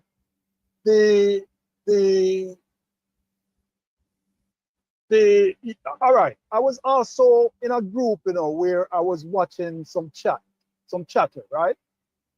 And somebody asked a question, if he's going to play defensive. And Devon Porter answered that he's going to play attacking, as if he know for sure that he's going to play attacking. Now, when I watched the game, man, it seemed to me like he did play attacking. You share the same sentiment? I don't know that because remember we went behind, so we had no choice but to get back in the game. But to play attacking, Yeah. So you had to attack because you needed to get back into the game because you needed a draw. So and you're down one. What I don't know is, like I'm trying to figure out like what is not attacking. It's a very difficult. You know that I said to myself, anytime I said to myself in a sense, I say, I feel like it better Jamaica needed a win. That's how I said before this game, because how do you determine? How does somebody look and say they are playing attacking? Like at what phase of the game would somebody have looked at it and say, boy, Jamaica is playing defensive football? Or is it that we were not creative in attacking, or it was that the team had us that we're playing against was out possessing us and therefore we were under pressure, but we had no choice but to defend? And how do we define that? That's why I don't want to get into you understand me, like to get into those nitty-gritties. Right. Well, my thing is, a coach is always in a difficult position, because do you go into this game playing your style, your enterprising style, you scored 13 goals, or do you go into this game and say, look, I need a draw, let me solidify my defense and play defensive, because if they don't score, if they don't score, right, I go through. Is it a win or a draw and I go through? So I think it's a very delicate position to be in. And I don't know what's his name, Butler. I don't know his acumen as a coach. Some coach, like to play enterprising football, while others like to play more conservative and depending on the situation. But I just heard you say something very important. You said that not only did they study the Jamaican team, they studied him. You understand? Yeah. So they were super prepared. And so they probably knew what kind of tactics he was going to come into this game with. And it's just, I don't want to be too hard on him, man. While it's still the coaches, I have to blame the coaches. It's just one of them things. Sometimes somebody does prepare for you. I don't think the El Salvador team is better than Jamaica. I did not see where they were better than Jamaica. I don't know. You know the stats? Do you know the possession stats or anything like that in the game? I can. They're at my disposal. You're talking the El Salvador. I think we were better than them, and that's what I'm saying. And I would just say you see, this right? is the thing. When you say these things, we have to kind of define better, because that's very subjective. You understand me? Yeah. What I mean by that is they won the game. So correct, but what were the stats like in terms of shots and possession and all of that? All right, so let me just bring that up right now on the 17. Let me just bring that the stats and tell it. All right, so Jamaica versus El Salvador. All right, where do I go? All right. All right, I'm going to hold on. Women. I just meant if you have it off the top of your head that we were. No, better I don't. I mean, I can't find it. I can't. No, I can't find it. But it's not hard to find. But I'm going to find it for you and give it to you. All right.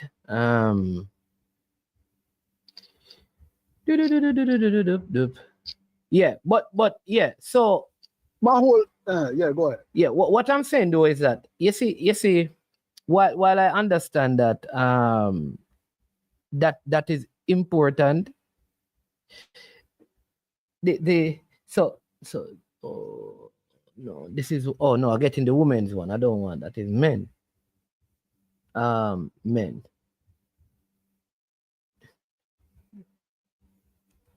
Yeah.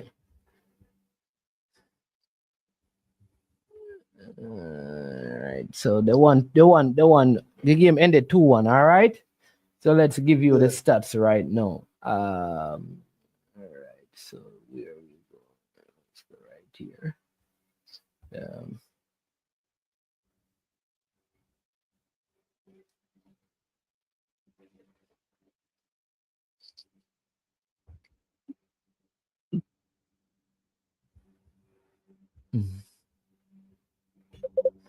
All right.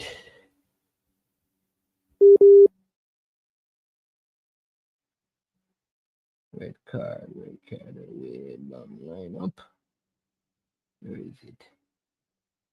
You know, that's a problem I had, you know. You couldn't even Google the game, you know. Couldn't do No, it. no, man, I can't Yeah. find it, man. I normally have a site that I know you can find it, but look how long. Normally, I would tell you this. no, because it's the game gone. Sometimes you know really go back to it and all of those things. So it take a little while, but So look, but in the day when the game was being played, you couldn't Google it. no, man, it was You there, have to man. go directly to CONCACAF to see, you know. Much detail. No, man. You have sites that you can go on, man. You have sites that you can go on. Perla scored, standing summary. So now they're giving a lot of. I know, but what I'm saying is, no. Stats. Normally, any game being played, you can just go to the Google and put the game in, and you see the match, you see the lineup, you see everything, right? Yeah, man. But I can give you the line. This What I'm saying. particular No, man. I can give you. I have all of that in front of me right now. What Yeah, I'm need the not line. able to get into just is saying, yeah. So I'm not able to get. All right. So there you go. I am not getting. They're giving me the summary. Raekwon Campbell Dennis, but I'm not getting the stats. That is what I'm trying to find. But I'm getting like the summary and the head to head. Let me go to this other one. But go right, ahead, so yeah, man. But go I'm ahead, just and then gonna I'll get to find it. it before I'm you. gonna get to my point. Yeah. I'm gonna get to my point. My point is, I personally wouldn't be unhappy if the GFF keep Fred Butler. That's my whole point of this. Because Craig Butler? No, not Craig. Man, I get Craig Butler in a problem, you know. I get myself in a trouble, brethren. Yeah. Ultimate Butler. Yeah. Because listen, I know we stay as Jamaica. As soon as anything go on, man, go on, and you know what I mean? And if we keep doing that, where is the continuity, man? Now, Ultimate Butler would have learned from this, you know, right? Yes. So next year, you know. It's not like the next 4 years, you know. It's next year. I think he did a tremendous job, right? Yeah. And so he is going to be very, very prepared for the next outing. And he is going to have his experience under his belt. Yeah. Why would we throw him away and bring somebody new again in just a year time? Simply because we lost and we're upset. All right. So that's my point. All right. So let me give you the stats. All right. So possession 57%, Jamaica 43, El Salvador. Jamaica had 17 total shots, El Salvador 15. Jamaica had 2 shots on target, El Salvador had 6 on target. Big chance created, 1-1 each. 11 corners for Jamaica, 5 for El Salvador. Offside and all of those passes completed, 188 for Jamaica, 132 for El Salvador. All right. Yeah. So that's basically the stats. Defense, 4 saves by Jamaica, 1 by El Salvador. Yeah. Jamaica. So you see from them stats you read, man, you can tell that our finishing was not good. Was poor. Yeah. Right? Yeah. So our finishing let us down. You know? The man them up front let us down. Yeah, no. I don't know if you agree with that sentiment. Listen,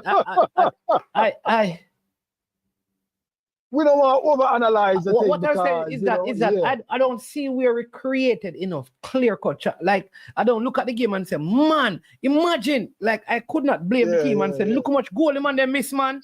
Like I don't see that. Yeah. I don't see that. So while we may have had more possession of the ball, I don't think we created. I didn't see where we created to say that Because I never because realized, there's only two shots on target, and there was one what they call big chances created. It's only one. Yeah.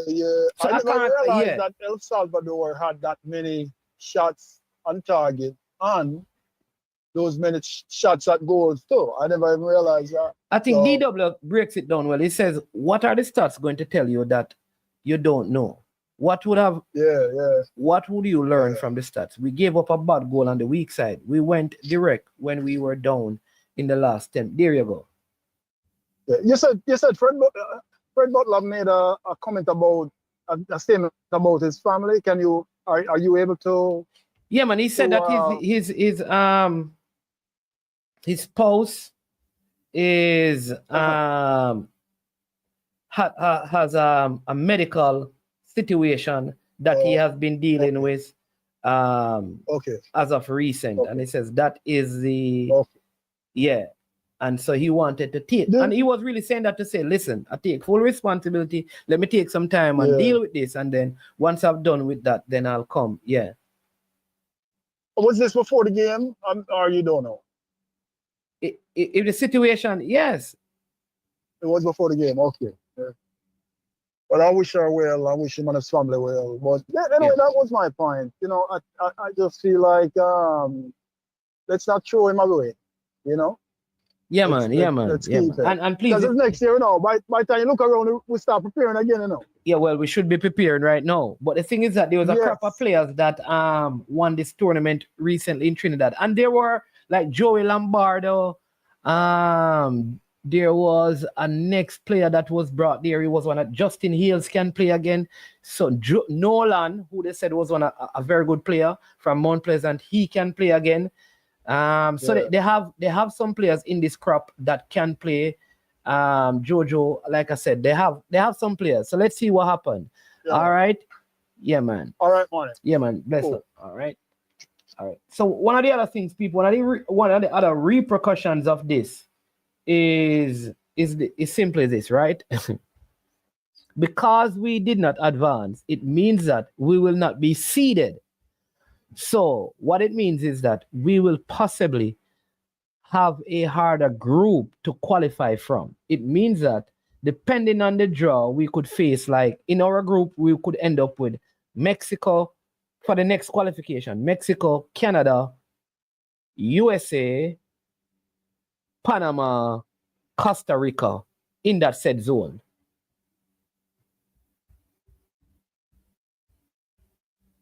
Yeah.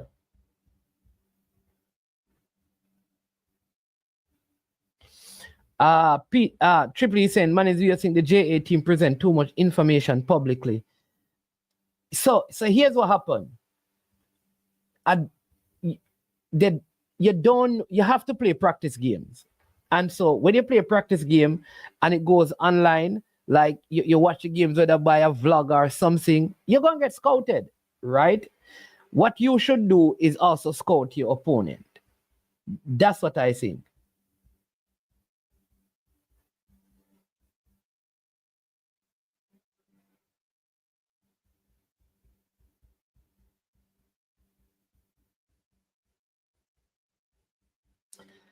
You know, like I see this in England as well, you know. I see like in the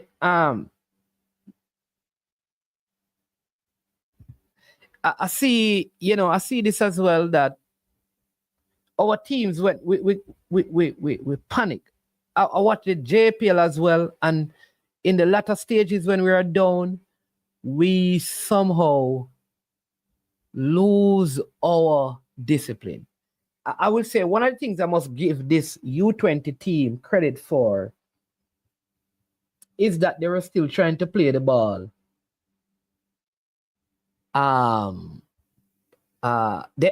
think there were other reasons why they lost the game, but the under-20 female team, I think they were trying to do the right thing, and they kind of stuck to their principles, and they end up losing. Very unfortunate, because the young lady who came on, Lou, is from England. She played in the first two games. You can see she was affected by the heat. She came on. she lost the ball. I think the goalkeeper who kept well, you know, could have been a blunder on her side. A 40-yard free kick. Very unfortunate with the U20. But here's what I know. Jamaica could have won the game before that by 10. They were up 4, and we took the foot off the pedal.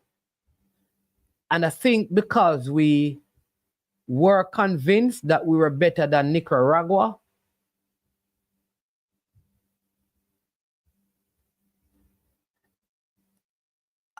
and this is just my opinion, because both early games that we played, the St. Vincent and the Grenadines, and the second game that we played against St. Kitts, in both of those games, we could have scored more goals. And I felt like we took our foot off the gas, because if we had scored the goals that we had, then the draw result, because it's goal difference, what's his name went through, you know? Nicaragua went through, not because they beat Jamaica, but because they scored more goals, 2 more goals than Jamaica. We had a lot of opportunities. And this is where I blame some of the players. I blame some of the, and I also felt like, again, we picked a team, this is my opinion, and we don't have enough players coming off the bench to make a difference.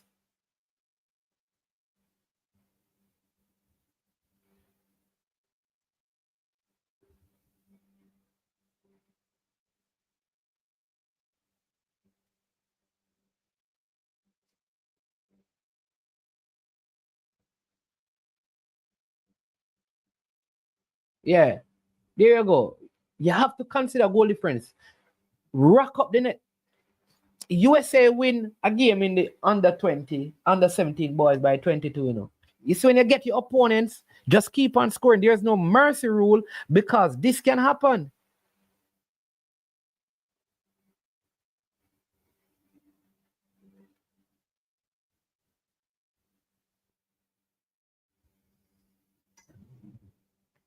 Right?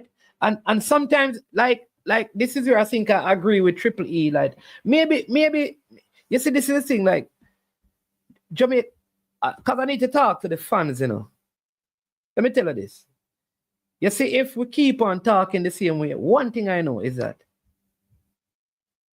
the power of life and death is in the tongue. Hey, man is man.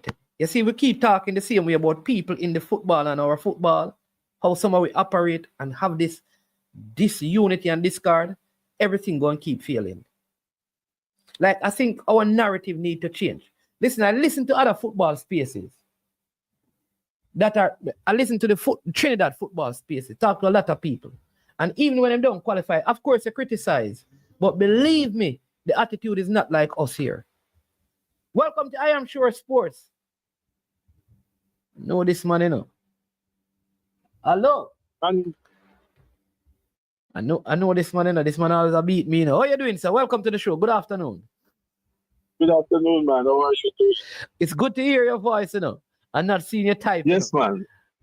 I know that your spoken sentiments are way much better than your typed sentiments. Now go ahead.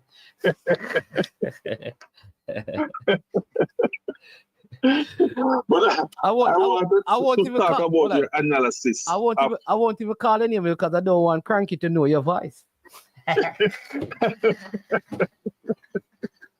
I will call Frankie one of these days, man.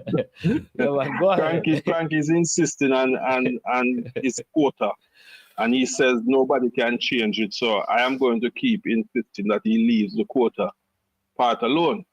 But the point I want to talk about is your analysis of the women under 20. Yes. And also the men under 17. Because I noticed we played in the earlier games. We scored 4 goals in the first half in one, and I think 5 in the first half in the other. But in both games, as the game we were on in the second half, the team got worse. The player fell apart. That's why we had to score in the second half. Goals in the second half. Absolutely. And so I didn't see how on earth you could be saying that we thought we were better than Nicaragua in the under 20 game when we keep getting worse as the games go on. So here's why I say that. Because I think complacency chipped in the second. Because remember, one, Nicaragua were playing later. Because remember, one of the things the commentator said is that it was extremely hot. So I figured that in the second half of the early games, they would lack a lot of energy. So obviously, there was not enough quality players on the bench to come on and impact the game. So if you look at that, because we conceded in the second half, late in the second half, which is the same problem. The players were tired again. Because remember, by this time, several of the starters had come off and some were tired. And we conceded. Yes, but the question I'm asking is that if in our two prior games, Nicaragua scored more goals than us, and in both games, our quality of play totally deteriorated. As a matter of fact, when you watch the first game we played, it was so individualistic. There was no team pattern of play. Players were just kicking the balls to goal like they were crazy. But it was just that those teams was not good. While Nicaragua we scored more goals. Had a better... Yeah, but we scored more. Yes. We scored more goals in both first half of our game than Nicaragua did in the first half of their two games. With you. Right. So I am thinking, so in my head I'm saying, having watched that, could it be that they said, listen, we have this game won already? Because it's not like we didn't create chances in the second half. It's almost like we took our foot off the pedal, like we basically stopped playing. Because the team as the game wore on, the team coordination, which was limited in the first half, fell apart. If you notice this game, how we started quickly for the first 23 minutes. And after that, Nicaragua grew in the game and began to look, even though we got 1 and 2 chances, but they began to string more passes together than us. So I don't know how we could say that we were better than that team. Could not be based on the performance throughout the competition. To me, it seemed as that both teams were relatively easy. So home advantage was going to make the difference. But you know that, I hear but do you know that if Jamaica had capitalized, if Jamaica had scored in this, because remember, our second game is St. Kitts, right? Mm-hmm. Do you know that St. Vincent was a tougher game than the St. Kitts game? Mm-hmm. Because even St. Vincent piled up the score against St. Kitts. Jamaica only scored 4 goals against St. Kitts. I am saying to you that we could have scored double that against St. Kitts. No. You don't believe in the so? second half, our performance against St. Kitts was disastrous. Against we hardly strung a pass together. In the second half? We hardly made 2 or 3 passes. Man, that young lady named Tiny Seaton came on in that game and could have scored 3 when she came on. We hardly made 2 or 3 passes in that game. I need to rewatch the game. It was disastrous. I need to rewatch the game. Yes, man. Watch the game. Yeah, after the game. As the minutes wear on, and it happened against Nicaragua, as the minutes wear on, the team play broke down and got worse and worse. I am not disagreeing with you, that the team looked worse as the game went on. What I am saying that even during that stage, during that time, during that phase, we still created enough opportunities to score. Even with the individual play, even with what I'm saying, even with the individual play, individually, we were so good that we had opportunities to score more. Right. Knowing that it could come down to goal difference. But in football, justice is something, We were dependent on individuals to be the side. the team play, in my opinion, was just so poor for the female under 20. It seemed as though we have 25 minutes burst, and then we begin to go downhill. And that to me says that I don't know if it's the preparation time wasn't long enough or what, but that was clear to us. And that's why Nicaragua, being at home and with their few crowd there cheering them, that's what gave them the momentum. And so it's like football justice played out.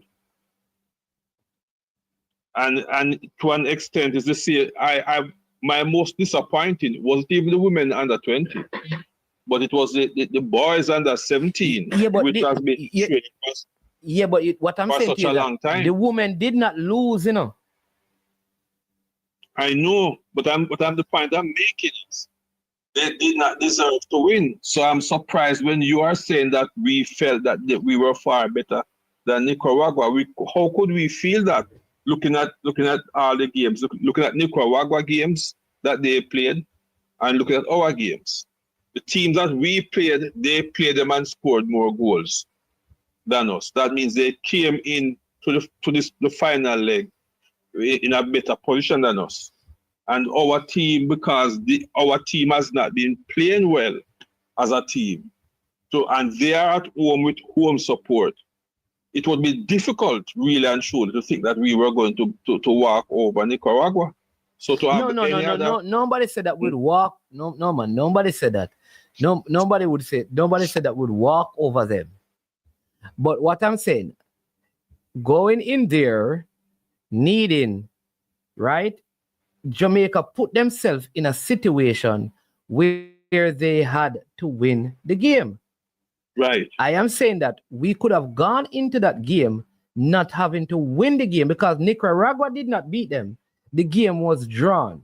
So the fact that the game was drawn is saying to me that if we had managed the other games well, a drawn result would have benefited us. You know? In the same way, it benefited Nicaragua. That's what I am saying to you. No, I agree with that if we had managed the other games well. But the point I'm saying is we did not manage the other games well because we were not playing well as a team.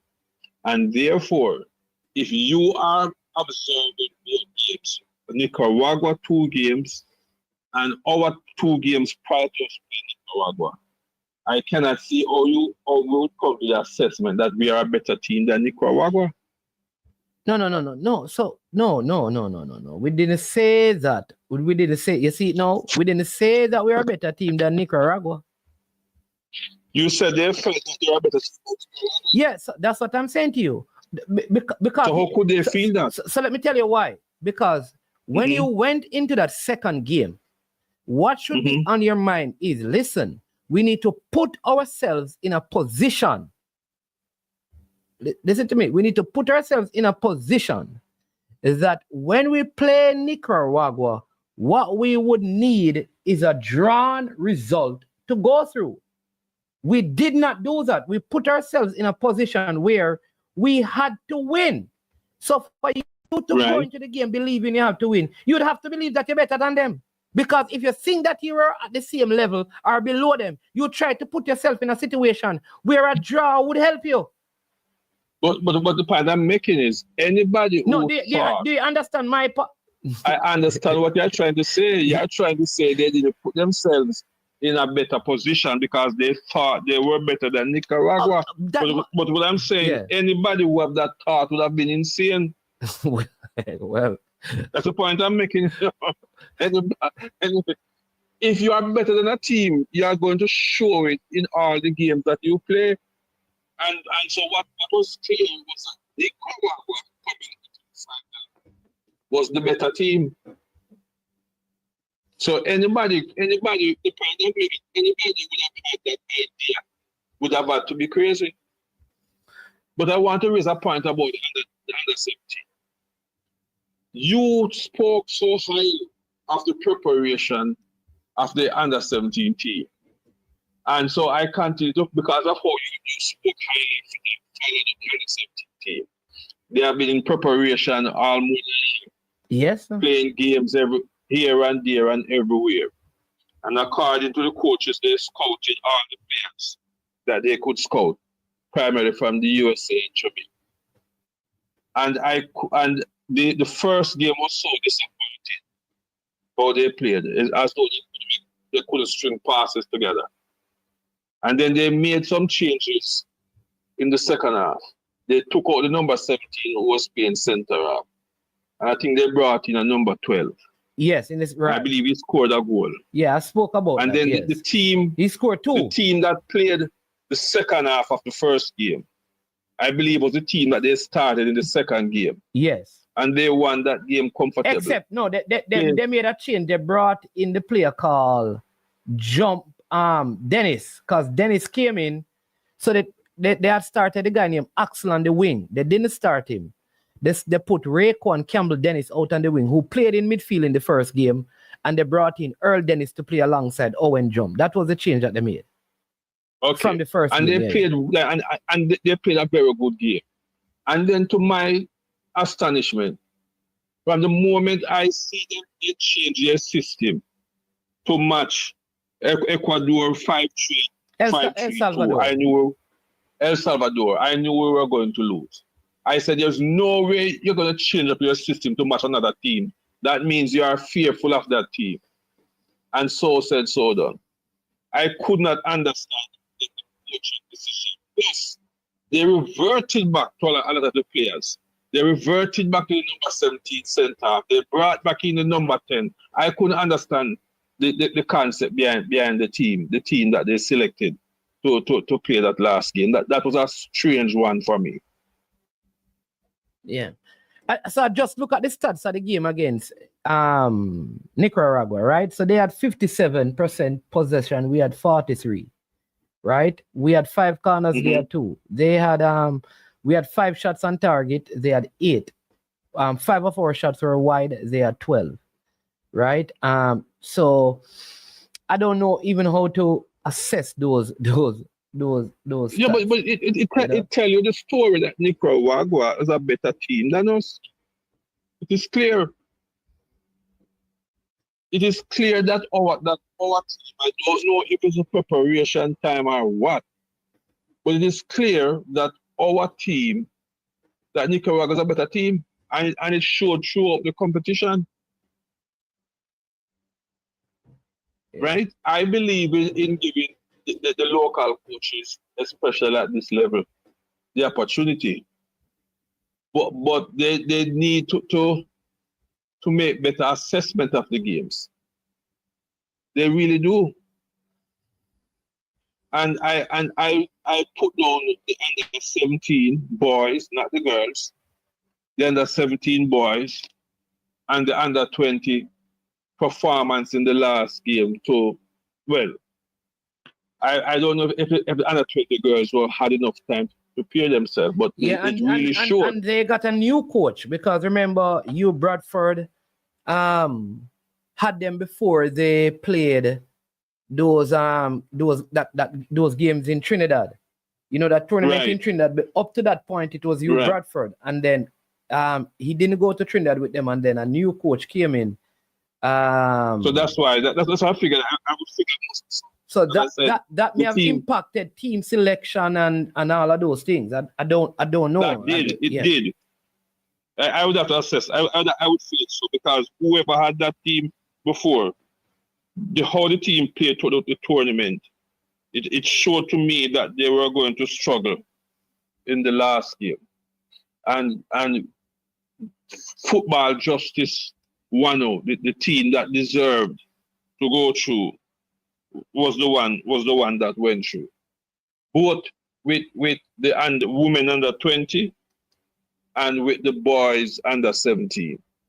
Because the team selection in that last game and the change of team format in that last game, so they deserve to lose that game because of that. So you said that with both of these teams, you would blame it on not the players available, but the coach's decision. The under 17, I would blame on the coach's decision. under 17 boys. And when you bring in a new coach at the last stage, it's going to be difficult for him because that coach would not, if he was not in the coaching setup before, he would not have enough time to bring in his system. So it is always difficult. So what was clear to me was that the team wasn't properly prepared. But since the coach this just is the under came 20 in, female. the under 20, yeah, the under 20 female, not the under 17. The under 17 are too short a time for preparation. The under 17, but the under 17 girls. Girls, yes. Oh, okay. Under 17 girls. Oh. The under 17 boys, I was disappointed in the team selection. Okay. And the team formation. I don't know what the coaches were thinking when they changed up. How can you be preparing a team for such a long time and turn up in the most important game, change up your system of play? Yeah, I think the surprise would have been. Team.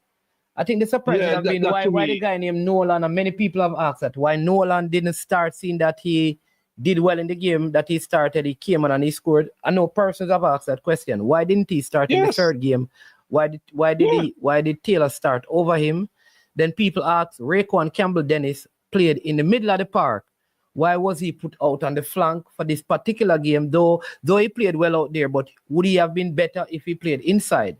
And some people are saying that, why did you have two CDM? Like some of those things, I don't know, because I wasn't there and I haven't really, but I'd love to be able to ask the coaching staff, some of those questions. Why was the center back change if the guy who came in did well? Is it that, that's just it? Like some coaches are like that. Yes. They will say, well, listen, this is my starting player. I'm going to play him. Yeah. The number 17 was having a horrible game in the first game. Horrible. And he was the guy that the forward bounced off and scored the goal. Right? And he was playing so bad that when they took him out and bring on the number 12, and I believe he scored a goal. Yeah. And then in the second game, the same number 12 scored 2 goals. And then bring back the number 17, and he was the one who fouled the guy when them scored the free kick. I don't understand it. But let me say this to you, right?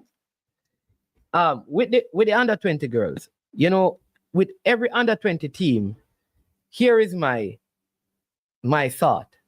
If you are going to coach the under 20, you should be a part, like the assistant coach to the head coach of the senior team should be part of the under 20 team coaching staff. I think so too. All right, that's one thing. All right, so that's one of the things. The girls, the under 20 girls did not lose.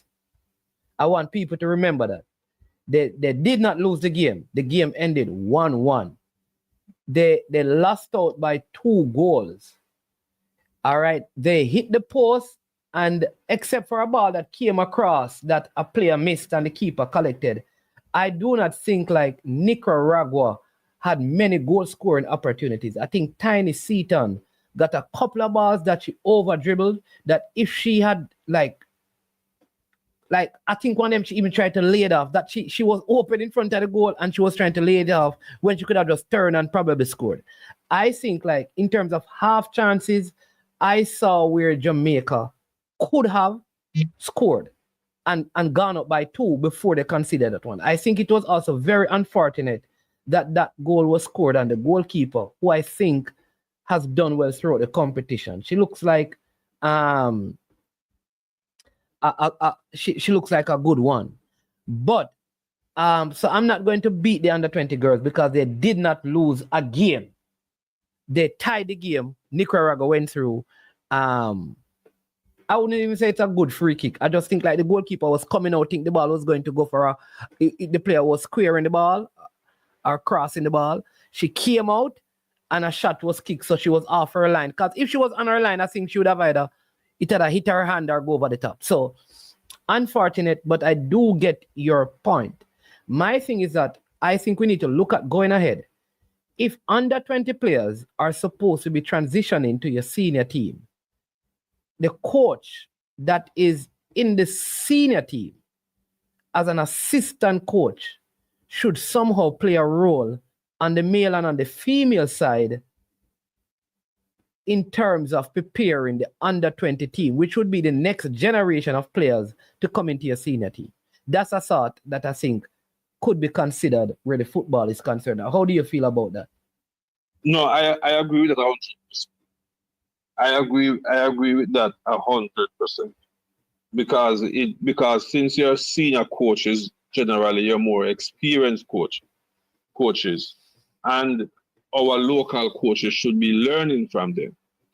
And you're correct, that used to be the system when Simoes was here. And so that is something they should bring back. They should have the assistant, the coaches for each age group work with the age group above.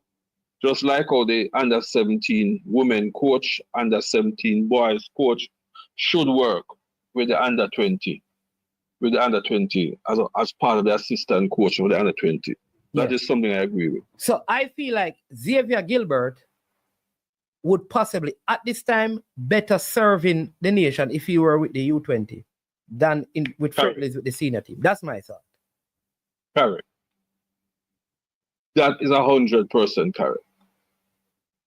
Because that is something most of the that should be done. Most of the local girls are coached by Xavier Gilbert in high school and at club level. So why wouldn't he, in qualifying, why wouldn't there be a decision to say, listen, this is World Cup qualification and a friendly. All right, can you go, even as a technical director, to the coach, but can you be there because a coach was changed? So if the original coach was there, I could understand. But if the coach is changed and coming in at such a late stage, I would want to bring in someone who would have had some experience working with these set of girls in the past to kind of come in and help. I agree with you. There needs to be a better thought flow going forward. What is gone is already gone. Yeah. It's unfortunate that all three teams are out. And as you said, the next time the qualifying comes, it might be harder because we are not seeded.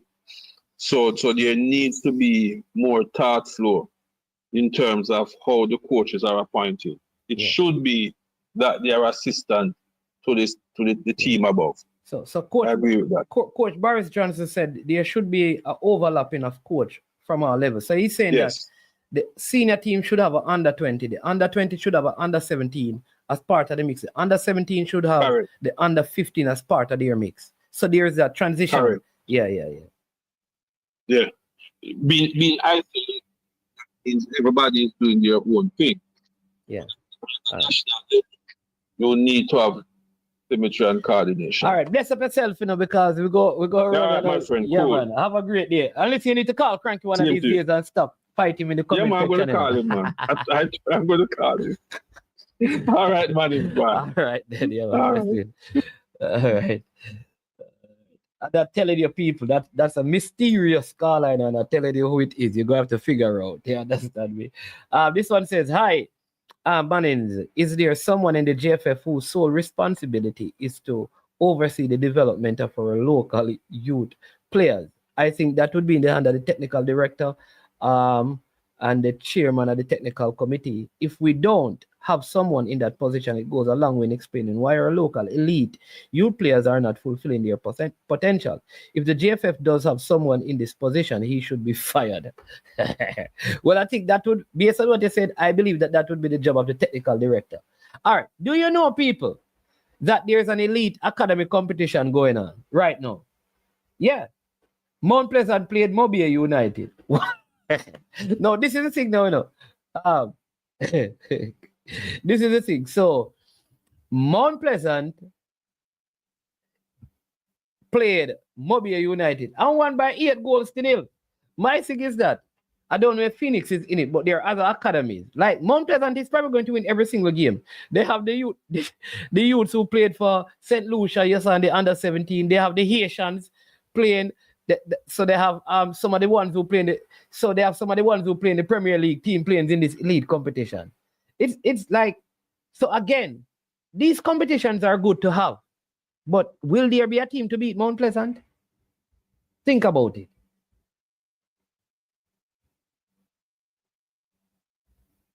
So while we can say we have elite academic competition, if all of the elite players are at Mount Pleasant, you go have a problem. I don't know, I'm just thinking. Right? So why on earth is it taking so long to set up the elite youth leagues in Jamaica? Oh, there's an elite league going on, man. For our elite youth 17, 15, 13, and 11 at a minimum. A league which provides the kids with around 30 high-quality matches per season. Why can't we canvass all the Premier League teams, the Tier 2 teams, and the academies in Jamaica and create leagues for each age group? All right? Am I missing something? Why is this not being done? The GFF will be merely setting up the league structure. The clubs would be financing their own teams. They could set up separate leagues in different regions to minimize travel, especially for younger ones. I just don't understand what is delaying this from happening. Money, sir. Money. The teams in Tier 2 can't even go to some of the games that they have. Let me just help you. The teams in Tier 2, some of them can't even travel to the game. Listen, I saw all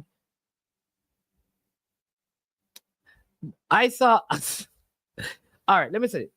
Boss, I saw I don't know what led to this, but I saw a Premier League team.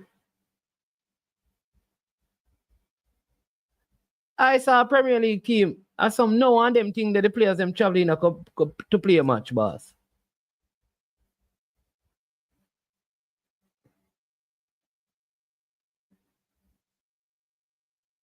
Yeah, but we told Peso, I told a long time that that James is in the USL. Does the GFF not understand how important doing this for our country's football? Our local elite players are not near where they could be. They need to be training with the best players on the island and playing against the best in their age group week in and week out for 7 to 8 months. The watered down U17 competition currently being played will not cut it, I'm afraid. And what about the younger age group? If the U17s are where they are going to start? Good point, that Jason. Big up yourself. All right. Yeah. Somebody says the academic competition is a joke because it's only 7 teams. Then if it's only 7 academy, then only 7 of them can participate. I don't understand. Yeah. All right. Hey, last call. Somebody said the academic competition is a joke because it's only 7 teams. Then if it's only 7 academy, then but you cannot play about the thing, you know, man. Where you going? No, sorry. How you doing, my friend, coach Boris Johnson, who was a part of the early setup of this U17 team? How do you feel, seeing that the team did not make it to the World Cup? Let me start by saying there's a lot of factor to the game.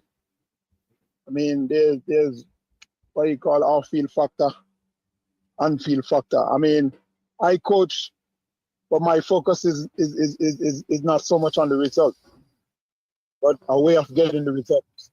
So I think we need to start look at the reality of what's happening in the modern game, and see if we can get up to speed, up to time with what really happening. Where did I say get rid of speed to ask about what's happening?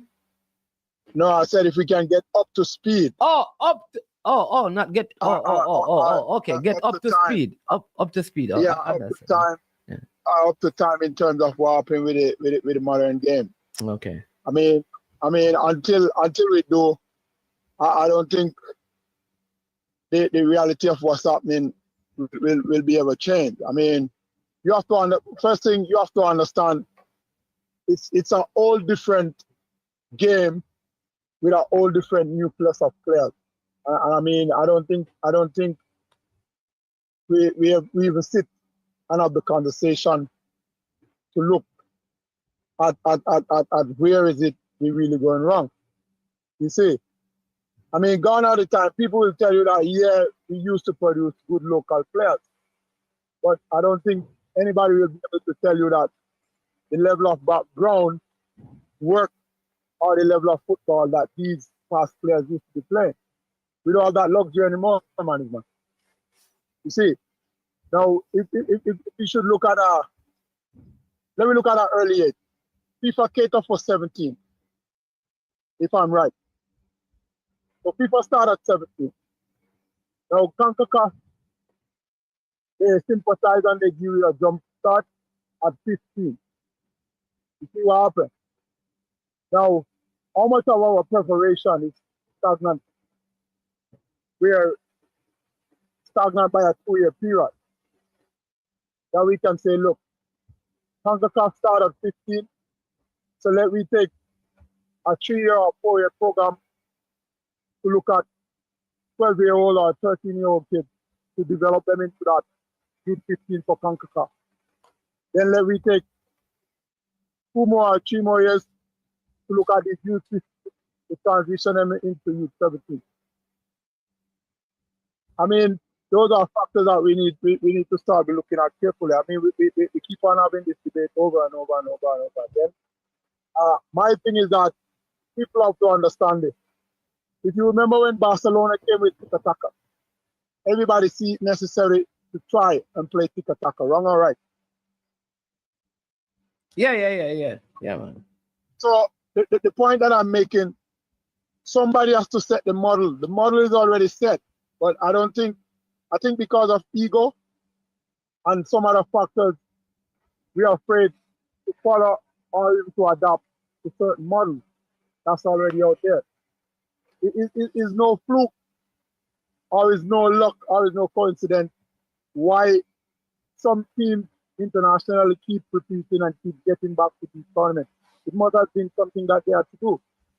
Yeah. Now, I don't think we are even taking the time to figure out or even understudy to look at what they are doing. Yeah, we might not can do 100% of what they're doing, but I think if you look at some of the models that they are doing, we will look at the football different. When you look at what Nicaragua is doing on the female side, you know what's happening in the Caribbean now? Outside of Jamaica? Other teams in the Caribbean are making an effort to get their kids to play outside of the country, that they can get more in terms of advanced development. Some countries is going far as getting the kids out of the country into schools, into different geographical regions, so they can have good development. Now, I'm not saying that we might be in a situation to do that, but we have to look at the disconnect and the disadvantage we have in terms of the football. There's nothing much on the island for probably a kid at 9 or 10 years old. I mean, the reality of it, we don't play basic school football. We don't play under 9 football. We don't play under 10 football. Let's say we don't play. There is under 9. There is under 10. When I say we don't play, we don't play. I'm talking in terms of a structured competition across the island. Well, there are competitions what I'll say is that we don't play enough, because when the primary school play, they play under 9 and under 12. So there is an under 9. Schools. And the prep schools, they play an under 9 competition. They play 2. So there is, but it's not. I don't think it is spread out across the. It's a tournament. It's a tournament to say. It's a tournament, But like they have it in.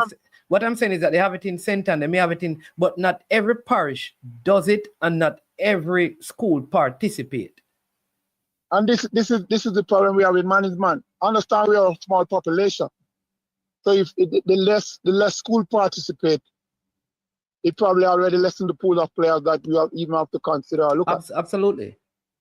You see what happened? Now these are the situations that I don't think we are paying attention to. I said it already on your platform. We need to go back to early introduction to the sport. Yeah. It has done wonders for us.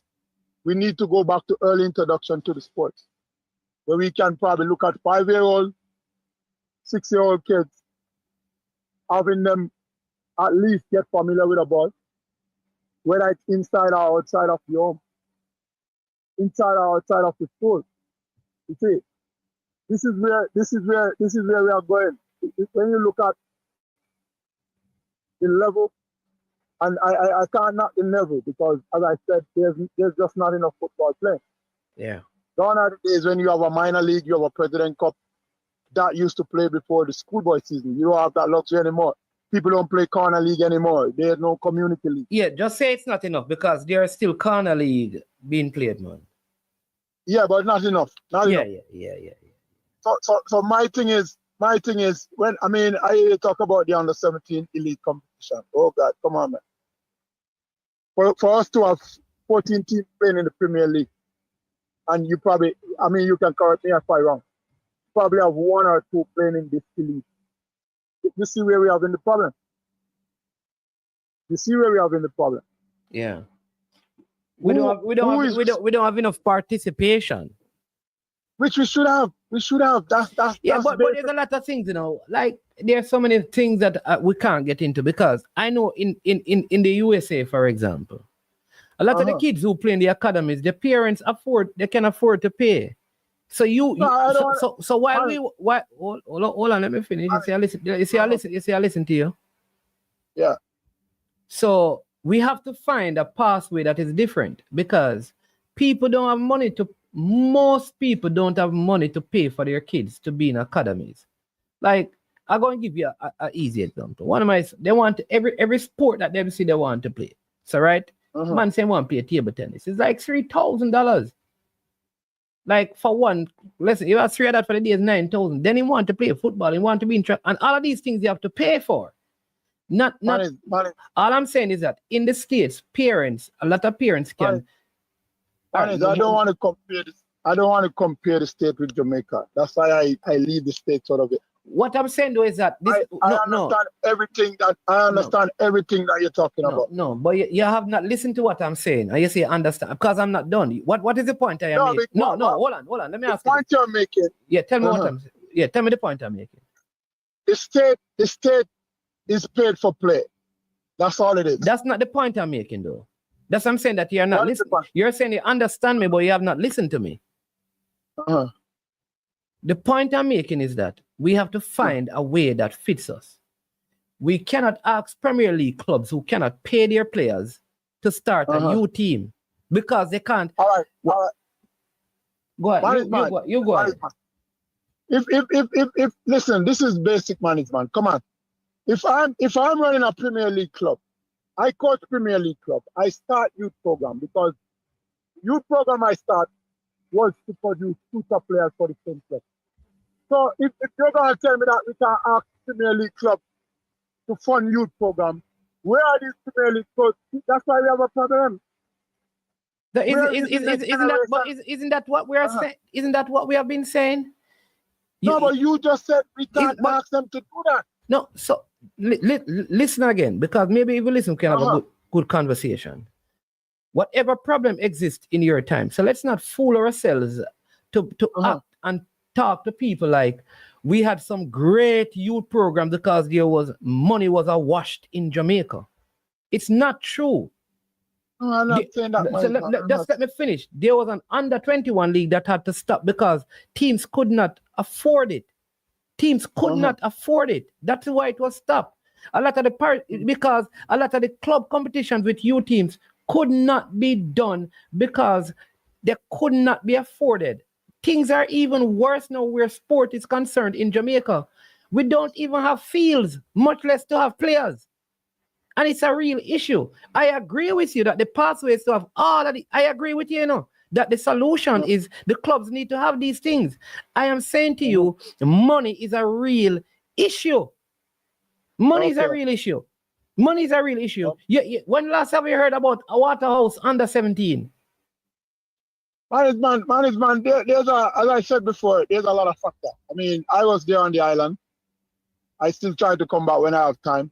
I had youth program that I used to run on the island that money wasn't a factor, and I didn't have any money. So I bet to differ with some of what you're really saying in terms of the financial side of it. You see, I really bet to differ, and I will find it hard to think, hard to believe that we're not doing this because Morris, let me tell you this right now. If Mount Pleasant, in the after the pandemic, if Mr. Gould went back to England and didn't run Mount Pleasant, our Premier League financially would be so unstable that a lot of the clubs would not be operative. So the final product is that we don't have any money to do any youth development. No club can't do that. I did not. This is where No, I'm asking. I'm asking because So let me make the point, and I've said this. I did say that we have to find a next pathway, and that pathway, ideally, you and I agree. Ideally, all the clubs should have U20, U17, U15. All the clubs should operate some female teams. Is that? But man, that's the basic answer, man. I don't understand that. One thing with you, now let me finish this. So you're asking. So I am saying that is. Go ahead. That is the ideal. You want that, and I want that. That is what should be happening, because that way we'll see progression in the football. All right? Based on what is on the ground. The reality is that cannot happen in the present construct. But we need to do something. So we have to find other ways of getting the same result. Right? We have to find other ways. Right? We have to find other ways of getting the same results. And that is what we need to look at. What are the ways we can do it? So, there's a female league that is happening. And a lot of the Premier League clubs don't have one of the female teams. That is probably the way. Maybe we need to look at other markets and other people who don't operate a Premier League club that could operate a U17 team or a U20 team in Jerusalem. So the people at Waterhouse are not burdened with that, but it doesn't mean that the community itself or the area should be void of under 20. So are there other people who are not involved at Reno who could put together some money? Are there other people around in Effortville or in Maypen that could start a Maypen under 20 team that are not associated with Humble Lion? That's all I'm saying. But to say that the Premier League teams must have this is not realistic because the money is not there. So we have to find other ways. What we are saying is that the teams have the money and the money is available. Where is the money available? And nobody can tell us where is the money. Where is the money to do this? That is what I want somebody to tell me. Where can Waterhouse find like $500 million Jamaican dollars to run all of these programs? Tell me where. Honest, man. Honest. We're in trouble. Long time. Yeah, we're in trouble. Long time. We're in trouble, management. We're in trouble. Yeah. Long time. We're in trouble. We are in trouble. I mean, we're going to be having this discussion for ages to come. Man. No, man, it has to get better, I know. It has to get better. What I will say, though, I find that more teams, like I think, for example, you see what happened at Mobile United. You see Mount Pleasant. You see Cavaliers getting income into their club, right? I see Chapelton Maroons coming up and sing. So we find that there's more money coming in. So you will want to see this happen. Veer and Craig Butler Resources are able to do that, though they're at the relegation end. But what you'll find is that over time, more and more people are going to get in with money because And there is academies popping up, which is what you want. A lot of academies are popping up, independent of the club. Yeah, but I'm saying, management, nothing wrong with the academy popping up. But how much is the academy connected to what these national programs are doing? Yeah, but remember, Boris, that remember in England, in England, for example, there are clubs who the Premier League clubs will always go to. Right? They will always go to certain clubs to find talent because those clubs. Yeah, so if we have academies, building players, it may benefit the Premier League clubs that they can say, listen, there are some players being built at Boris Football Academy. But management, there is where the disconnect come in. Because these clubs, if let me give you a typical example. If I develop a kid in Waterhouse, I'm not developing the kid in Waterhouse to loan him out to somewhere else. No, somebody go and buy him. What you talking about, Boris? No, that's what I'm saying. Financially, the club will want to gain something. But you're gaining because you're charging. You're charging that kid. It's not free. So you're saying we are charging the kids now in the academy in Jamaica? I find it free. Then you want me? You want me to buy equipment, give them jerseys to training, kits to training, buy football, provide medical support and things for them, and they must come and train for free. They have to pay. I must go and spend to do all of these courses and get all of these licenses. I need to prepare a field, a good surface, and then they come and get that for free. The academies in Jamaica are charging. No, that's what I'm getting now. So it's not only pay for play in the States, it's also pay for play in Jamaica. So you're saying that kids should not pay to go to academies? No, I'm asking you. Man, I run. Before I left Jamaica, I had academy. I run academy. You run an academy, or you run? No. All right. So hold on. An academy is training kids. Okay, so there are many people training kids for free because there are a couple of youths that I train every day. That is not an academy because I'm training. When you talk about an academy, are you just talking about some informal thing where you meet with some youth and you give them some bag juice with drink? No, and you give them some. No, management. No. The academy was based on the club. No, let me tell you when I consider an academy. Coach Barnes, let me tell you when I consider an academy. When I run an academy, right? Right? Of course, Mount Pleasant don't charge. Mount Pleasant is one of those places that offers it for free. Right? Okay. But you have to pay to go to Ballers. You have to pay to go to Kingston Football Academy. You have to pay to go to them. So, others are there for free. So you are saying that as a Jamaican, the persons who get into the academy business should go. They should build some fields and some surface. Let me ask you the question. Let me ask you the question first. They should go, take their billions of dollars, build football surfaces, provide medical support and nutrition stuff and equipment and gears and a facility where the kids can do gym work or whatever. Do all of that, and they should charge them no money for coming. I'm not saying that, management. I'm just management. Understand? I'm just trying to figure out what's taking place and what's happening. So there are some places that offers it for free. When you go to Mount Pleasant, when you go to Mount Pleasant, it is free, but you have to pay to go to Ballers. You have to pay to go to Kingston Football Academy. There are many others. You have to pay to go, but there are some that are free. Okay.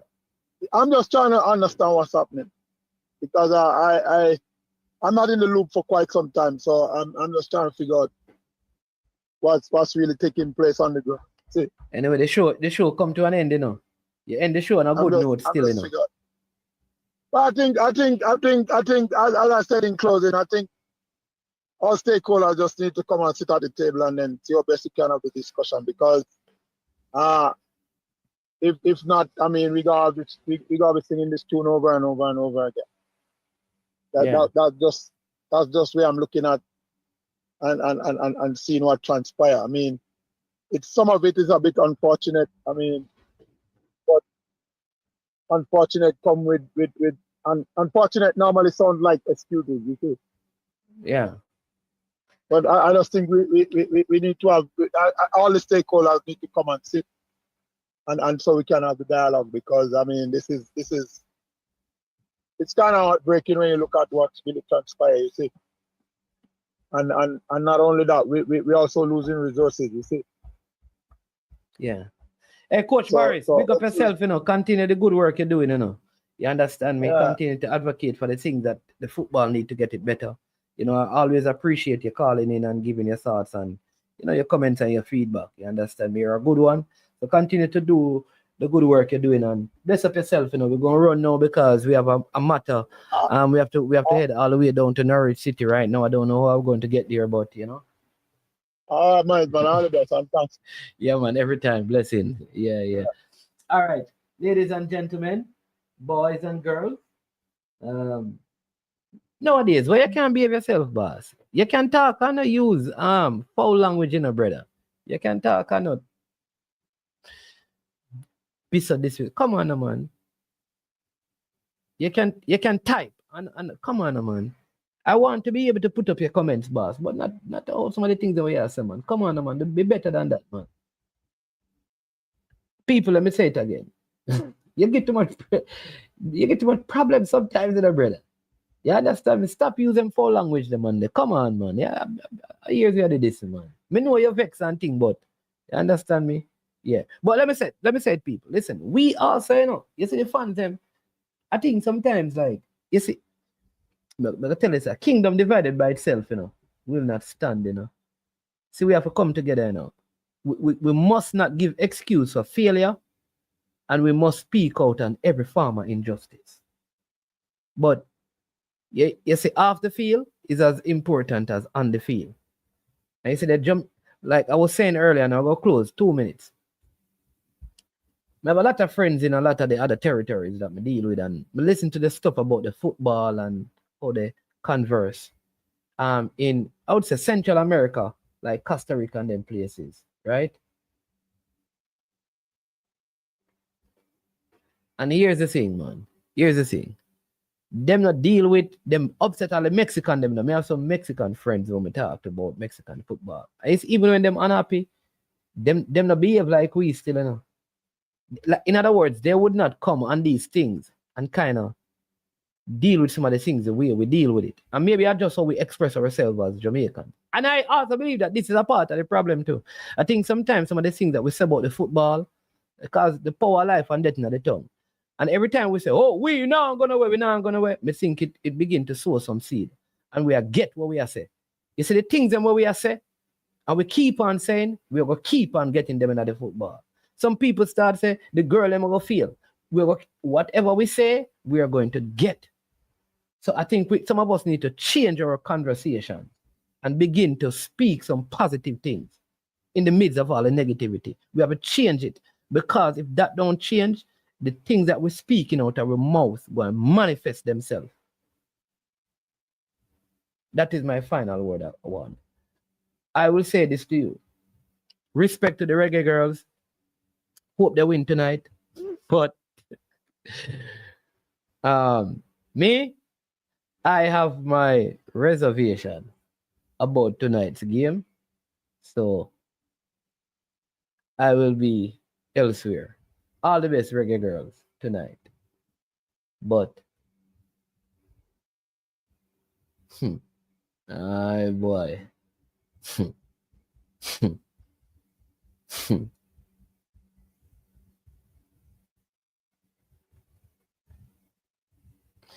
I tell you, tonight, reggae girls versus Peru. Going to be a very, very what shall I say?